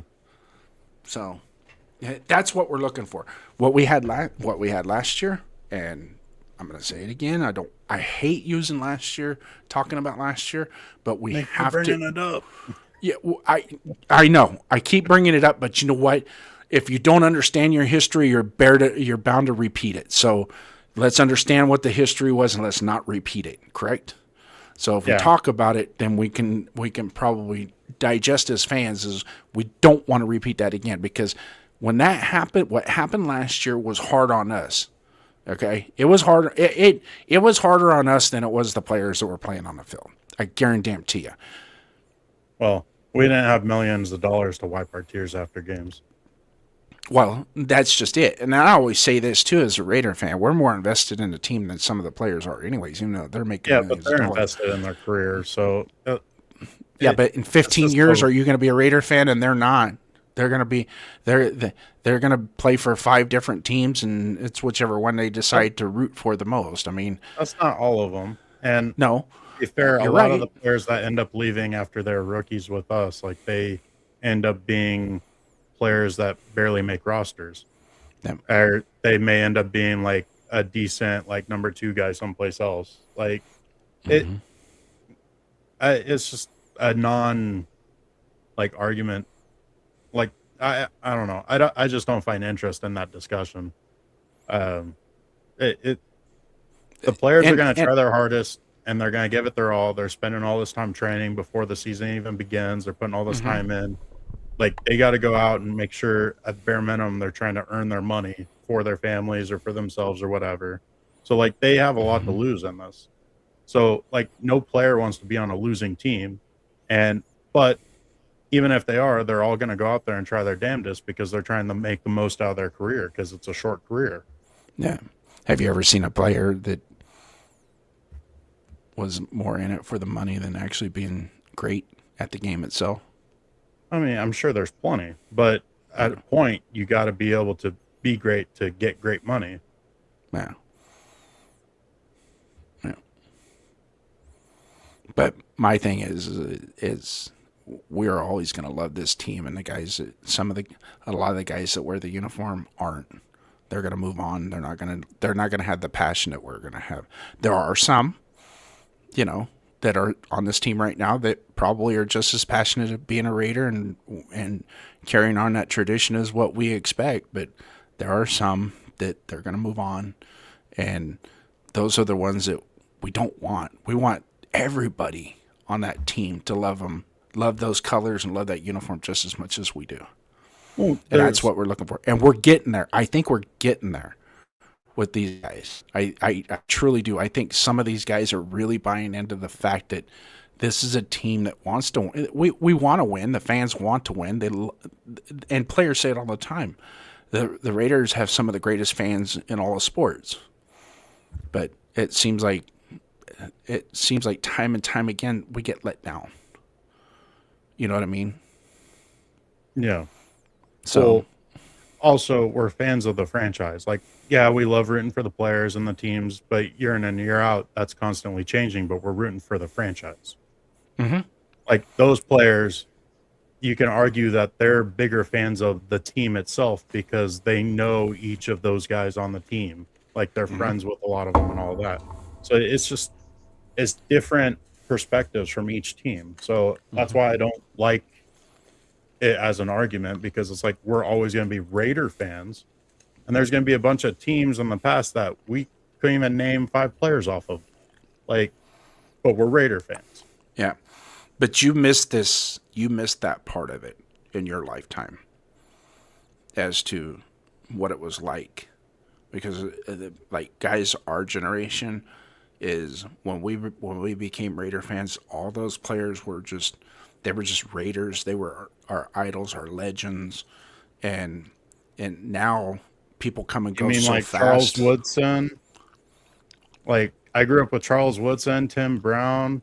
Like there's plenty of players from that Super Bowl team that are still around the organization. Like those are the guys that I grew up looking at, watching. And then there's plenty of players that have been with the Raiders team with all these shitty teams that are great Raiders. But you don't see it as much today as you did back then. yesterday you were talking about like the old school fullback, like the Raiders are getting back to the fullback.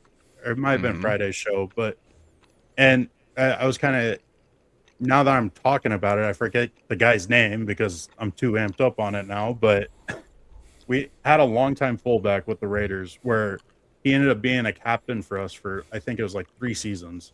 And he is the most Raider of Raiders that like I've ever seen, even with those Super Bowl teams. Like I put him above Charles Woodson.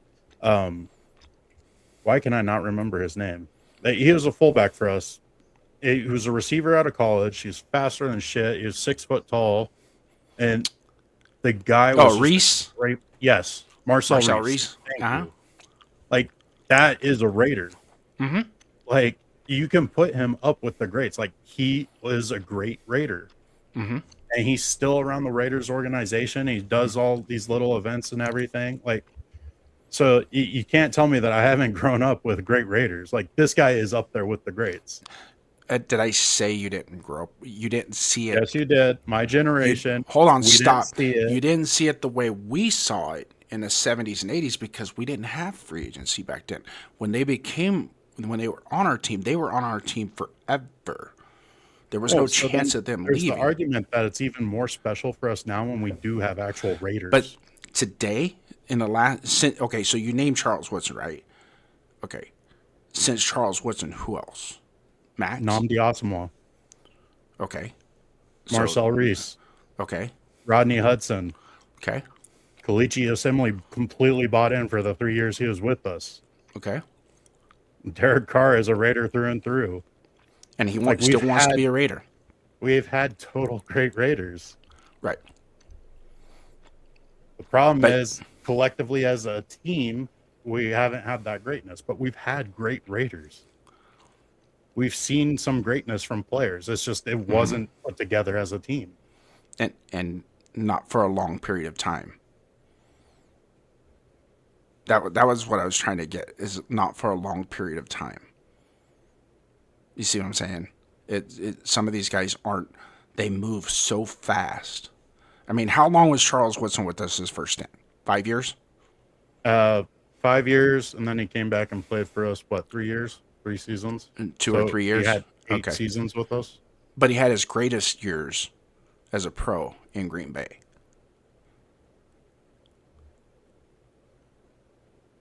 You know what I mean?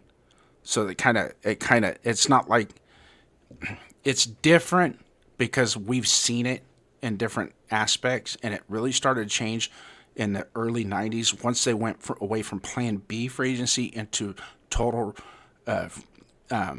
unrestricted free agency, and you started to see the movement. And then it was like, and then because we talk about it all the time, why would I go buy a Brock Bowers jersey today when I don't know if he's going to be with us in 2 years? You know because what I mean? you're a fan. But see, now that's today's fan, right? Would do us, like, you can ask anybody like that's my age, is like, well, I can't buy a new jersey of a current player because I just don't know if they're going to be with us long enough. So You know what I you're mean? getting back to my point, as we're fans of the franchise. Yes, and I'm not arguing that.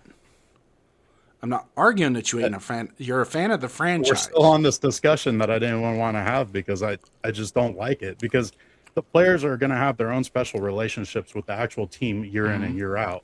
Like, so they're at a completely different, like, I don't want to say level, because we're seeing it from different viewpoints.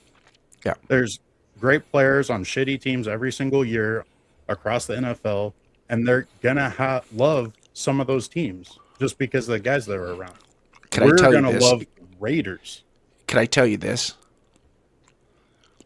In all honesty, I want this franchise to do what it takes so you can experience what we did back in the 70s and 80s. That's what I want, because you have poured your heart into this franchise and not gotten the same. I've seen Super Bowl wins, right? I was a part of the 2000. I had season tickets in 2001, 2002, right? I saw it. I want this for you. That's what I want. And when it comes down to it, is I want players to buy into the organization as a whole. As a whole, not as an individual, as a whole, and start making and create those, when you look 6-7 years down the road, that Stooks and Masses and McCoy are legends. You know what I mean? Together. Yeah, That's that what would I'm trying. be That's what I'm awesome. trying to. Yeah. That's what I'm trying. That's my point. Is you deserve that as a fan. So me and business and your dad and 401 Raider Jeff and Sacktown Mike, we've seen it already, right? And things have changed. It's changed a lot. Your dad will tell you this too, that it's changed so much that, like, my point being is it's hard for, probably not for the younger generation, but it's hard for us to buy a jersey of a current player on the team because you just don't know if they're going to stick with it. And they're going to go on to another team and be better, right? Had Charles Woodson not come back to the Raiders, that might change things a little bit, right? But he came back because he was a Raider, right? Yeah. And he saw that these guys want me here. I should have probably never left. And that means something. It means something to me, means something to you. But we need more of that because those teams of the early years, the 70s, 80s, and early 90s, the whole team was like that. They were all Raiders. They all bought into it. You know what I mean? Whereas now I don't. It just seems like, but this culture right here that we're seeing, that I'm seeing on the Kubiak side of it, I could see a little bit more than just one or two people buying into it, into the Raider culture. I could see more and more, and it's going to be a little different. Okay, well, you're not going to see a whole lot of guys smoking cigarettes and drinking beer the night before the game with these guys. It's a little different. Okay, but you're still going to see these guys that want to come in and win and be the best that they can be and work hard. And we just keep going and going and going. And so fans like you could celebrate a championship. That's what I want for you. Does that make sense? Yeah. So I'm not trying to, like, this isn't a pick a fight or debate. This is just where we're seeing it from our perspective, right? Well, you know what else? And if I said you morning. haven't seen or you haven't been around Raider led, okay, yeah, you're old enough to remember Tim Brown, right? But I'm old enough to remember when Tim Brown got drafted. Okay, and his early years, right? So because he was with us a long time, he's Mr. Raider for a reason, Yeah. right? Because he's a long tenured Raider. And then you take Charles Woodson. You mentioned Charles Woodson. Loved him. I thought I didn't want to see him go, but I think he was fed up with the way the organization was going, and he needed to go somewhere for the betterment of his career. And he went to Green Bay and did outstanding. And that was the crux of his career, was Green Bay. But he'll always be a Raider. Always. And my take on it, when you hear that once a Raider, always a Raider, some people had their differences of what that means. To me, once a Raider, always a Raider, what it means is you played for us, you contributed for us, but you still believe in us. And you're willing to, if you're the one to go, if you're one of those guys that's going to stand there on a television network and look at the fans and say, I never was a Raider, you're absolutely right. You weren't. Yeah. Bye. See you, Moss. Yep. So, for all intents and purposes, I wasn't trying to say you don't know, because you do. There's one of the reasons why I hooked with you is because for your age, the knowledge that you have about the history of this team is unfathomable. Unfathomable.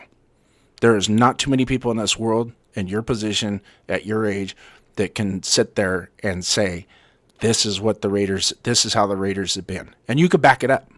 And I totally get it. Right? But there comes a point in time where these guys today, and it hasn't happened a lot.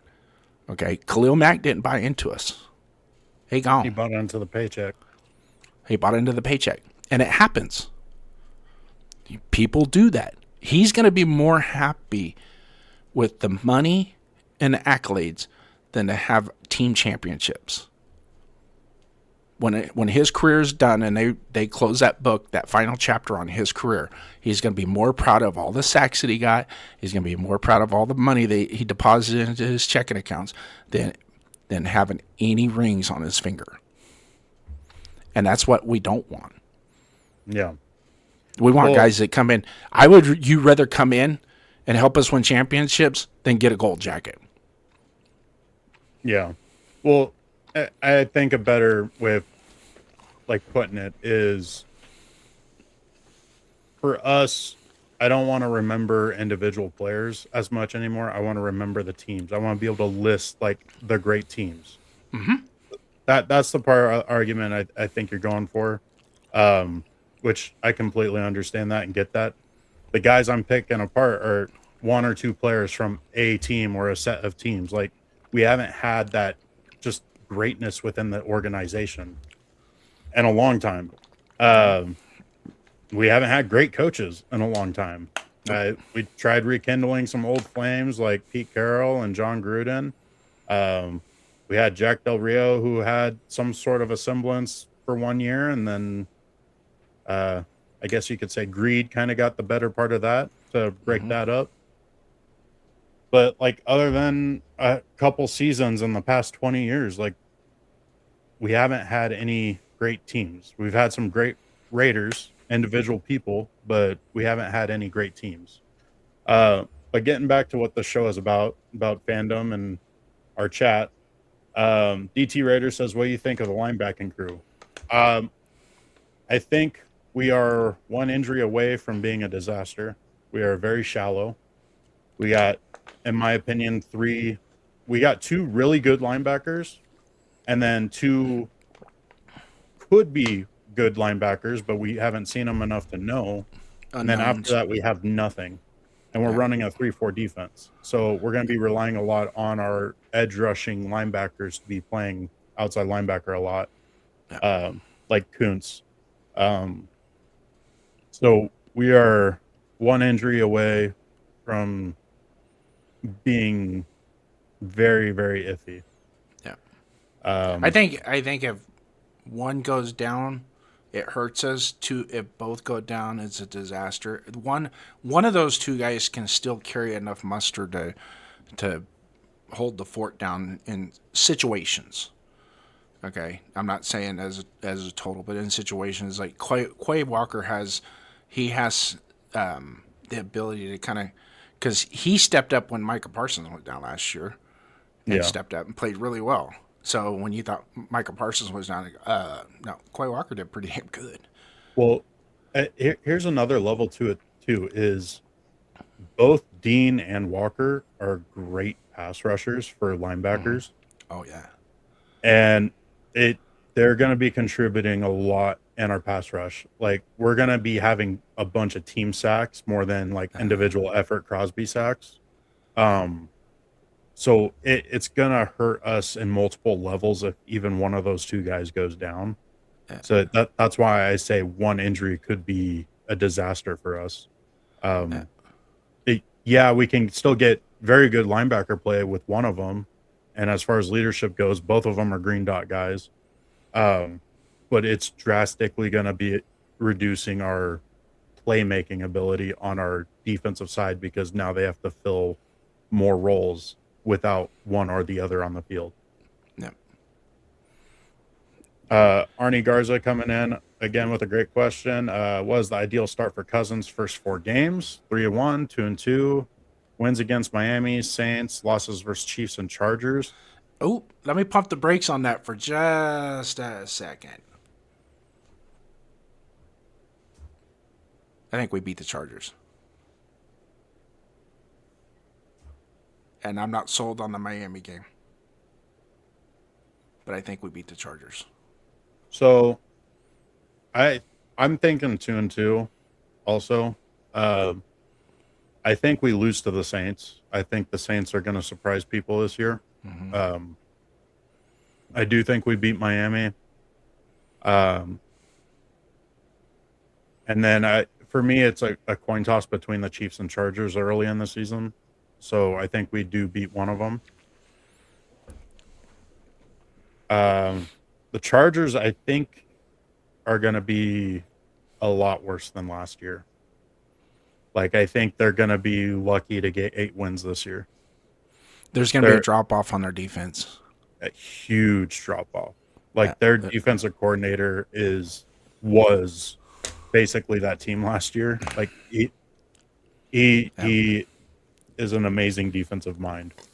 Their offense is going to have to do a lot of heavy lifting. So that's where that Chargers game could be a coin flip, where our defense and offense do just enough to outscore the Chargers. The Chiefs, I think, are going to be a slugfest, and it all depends on like how well Mahomes is moving and how well the defense is playing without some of the key pieces they lost. So I think 2-2 is probably a realistic start. Yeah. So the Miami game, and then the reason why I got the Miami game as a toss-up for me right now, whether it's a win or loss, is because it's our first game with the new coaching staff, new players, new offense. And we know Miami's in their rebuild as well. Okay, even though they're saying, "Oh no, we're going to be really good." No, we've done seen what you lost in your roster, fired your coach, and what you got to roll out there with. But you know, and I know that you never judge a book by its cover until we get out there and play the game, right? So there's in the history of us is just because you think it's a win doesn't necessarily it's going to be a win. And with the Chargers game, the reason why I have kind of a high hope mentality with the Chargers game is because it's number one, it's the Chargers. Number two, Kubiak knows what divisional games in the AFC West mean. It's not unlike last year. Yeah. He knows those games. It's Charger week. Okay? It's Charger week. So practices are going to be a little bit more intense. Meetings are going to be a little bit more intense. And just like we were talking about with the Chargers defense, losing Jesse Minter was huge. That was people don't realize how. Yeah, but they got McDaniel for their offensive coordinator. Okay, who cares? I don't care. He's going to want to go for on 4th and 17 on the 20-yard line. We know that. Well, who cares? He's not the head coach. That's not his decision anymore. Yeah, I know, but he's gonna. I know, but he's gonna be one of those. That's gonna be. That's his play calling style, right? Right. That's kind of Harbaugh's play calling style too. Is Harbaugh's aggressive? Yeah. So it kind of fits hand in hand. I think McDaniel's is gonna end up being a fall guy,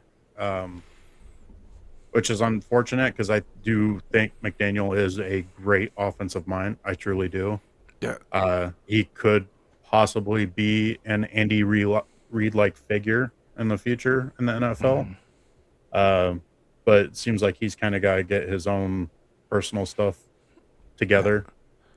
I think the point I was trying to get is he could be full of himself as well. Yeah. I know a lot of I do think that Harbaugh hiring him it's going to take pressure off him one way or the other, whether it's successful or not. You know what I mean? That, well, it was because of him our offense wasn't doing good. Oh, it's because of me it's doing good, type thing. So, yeah, I kind of see your point there. He could be the fall guy in a roundabout way. Well, you and I have talked about it. Like, we think Harbaugh's coming up at the end of his tenure with the Chargers. Like, especially if they take a step back on their record this year, especially if they barely miss the playoffs, like they just barely miss a wild card spot, I think Harbaugh's done. Yeah. Well, the Spanos family already fired a coach that went 14-2 and lost in the first round of the playoffs with LaDainian Tomlinson and Drew Brees as his quarterback. Yeah. Well, I mean, it's You know what I been a mean? long So time they're not. since then, but yeah, there is a I mean, precedent. they're not afraid to go. You know what, dude? You can't even. You don't even get in the playoffs this year. You went one and done last year. What'd you do the first year? No, we're moving Yeah. on. Especially if there's some hot commodities that hit the market next year. You know, so Yeah, who knows? it's possible. Yeah. NFL, you think it's going to be a little steady for a couple seasons, and the next thing you know, you have 12 teams looking for a new head coach or new Man. coaches in some sort of way. No, there's going to be some surprise firings this year, just like this past year. There's going to be a couple this year, Yeah. this coming up year that you go, I didn't see that coming. Oh well. How much would you play starters in preseason? So game one, I would say probably a quarter for the first stringers, and then the second stringers get the second and third quarter, and then everybody else gets the fourth. Second game, I'd say the starters get a half, and then you split the last two quarters between the second and third. And then the last game, maybe a drive or two for the starters if you really need to see something, or none at all. And then second stringers get at least a half, and then third stringers probably get the second half. But I think that's pretty standard for most teams, anyways. I mean, some teams just don't play starters at all. So mine, first game, first quarter. Second game, their playing time is going to depend on how well they perform in the pre scrimmages with Texans.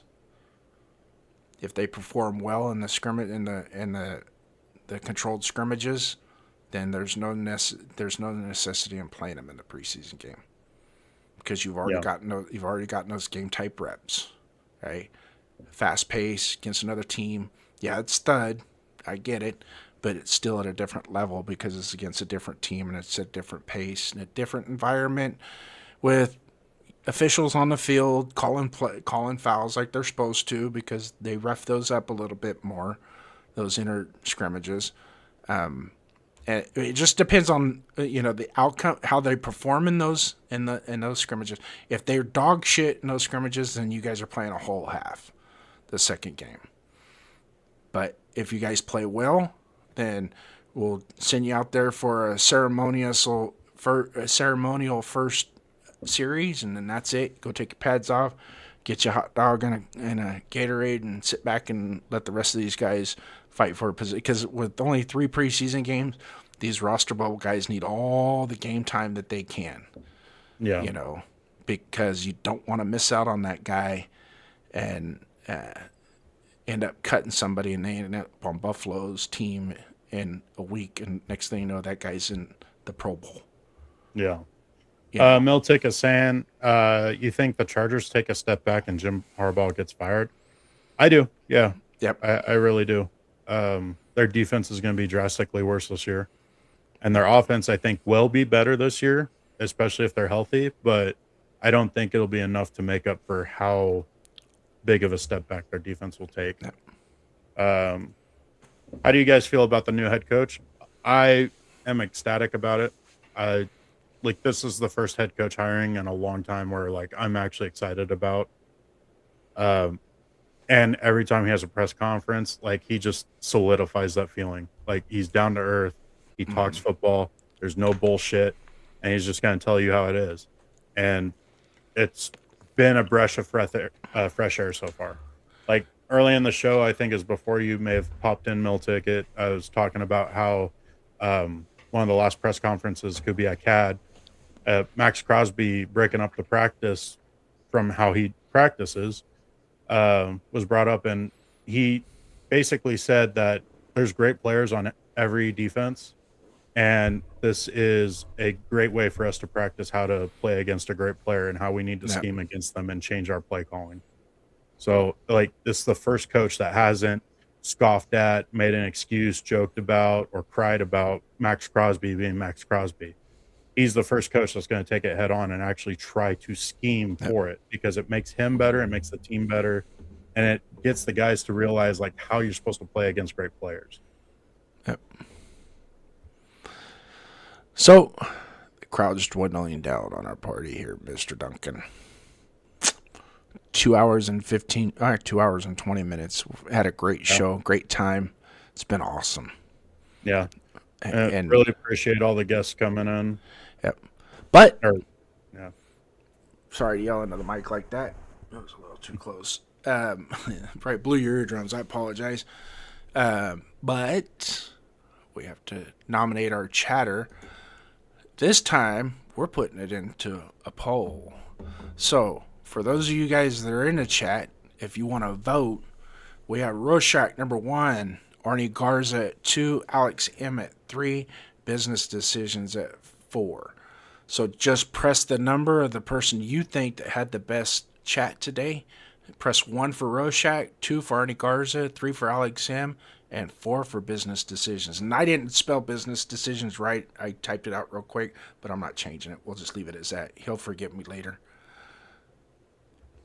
So, yeah, Jeff's pressing 5, whatever. It's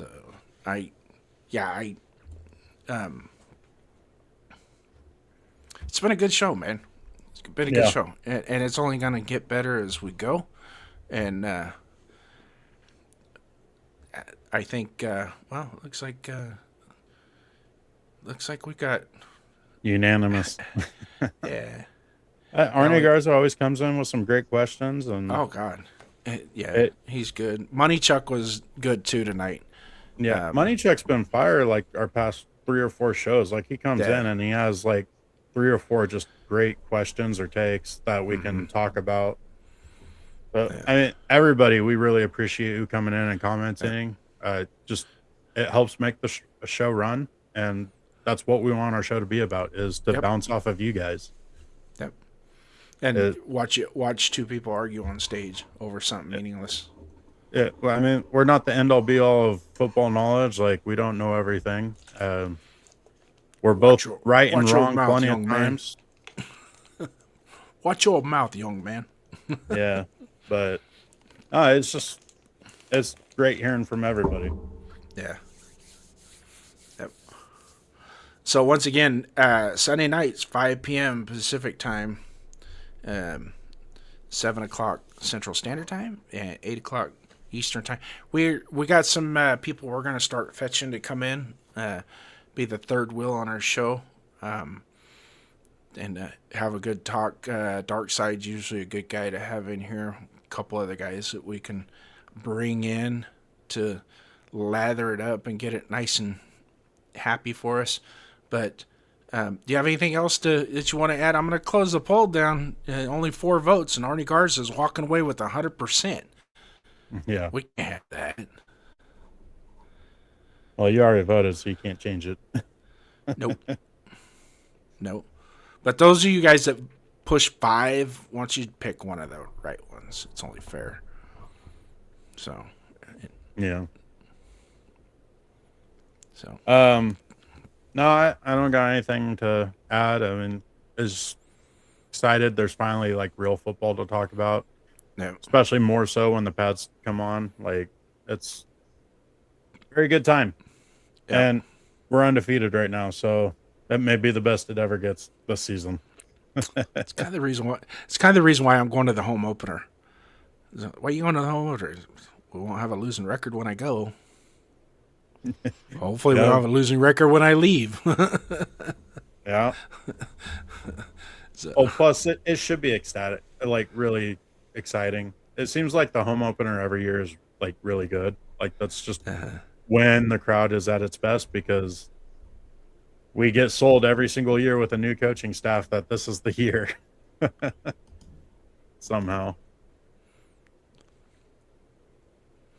All right. Polls closing. 17 people in here watching, but we only got 5 voters. Only 5 voters in here. I think I'm going to have to do some mail-in ballots. This might take a month to count this vote with all the mail-in ballots. If you don't want the mail-in ballots to count, get in there and push a number. Pick one. Yeah. I'm definitely high on Jamad McCoy. Yep, I am too. He's a very, very high-end talent. and No. hopefully his health stays good and he can play with confidence, so he can actually show us what he's really about. But he definitely has the potential to be the best corner in the NFL. No. And like, that's not saying it lightly.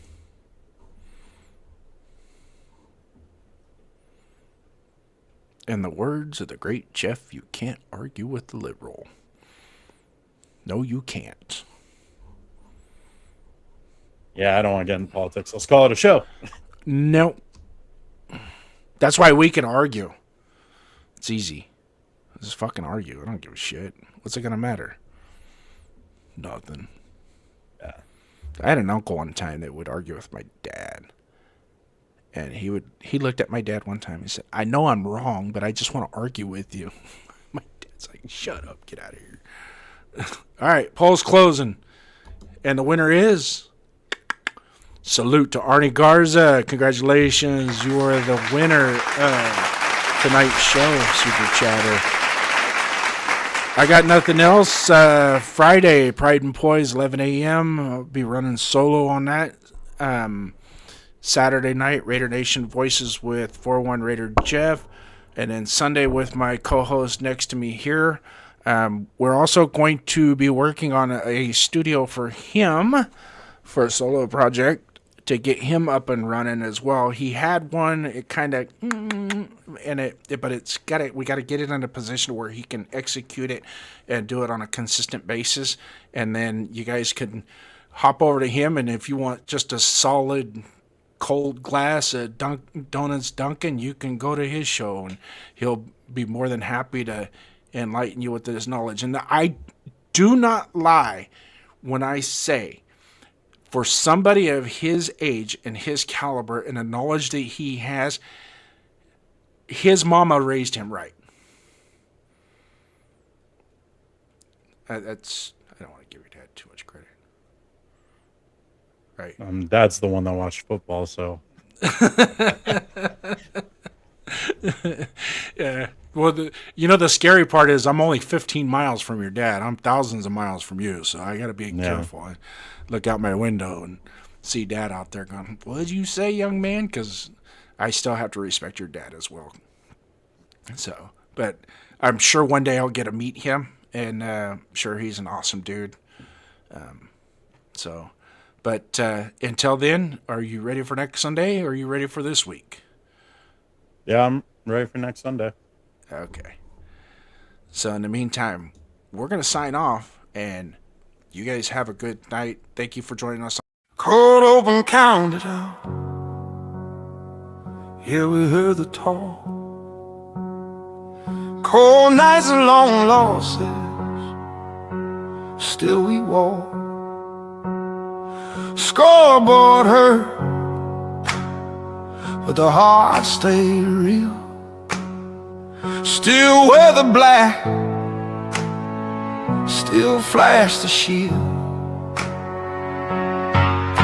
From Oakland roots to Vegas dust, pain in the season, but we still trust. They say it's over, I say move on, but Raider pride don't ever gone.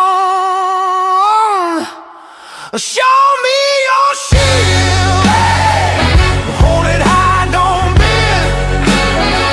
Show me your shield, ride it out to the end. Win or lose, yeah, we still reveal Raider Nation.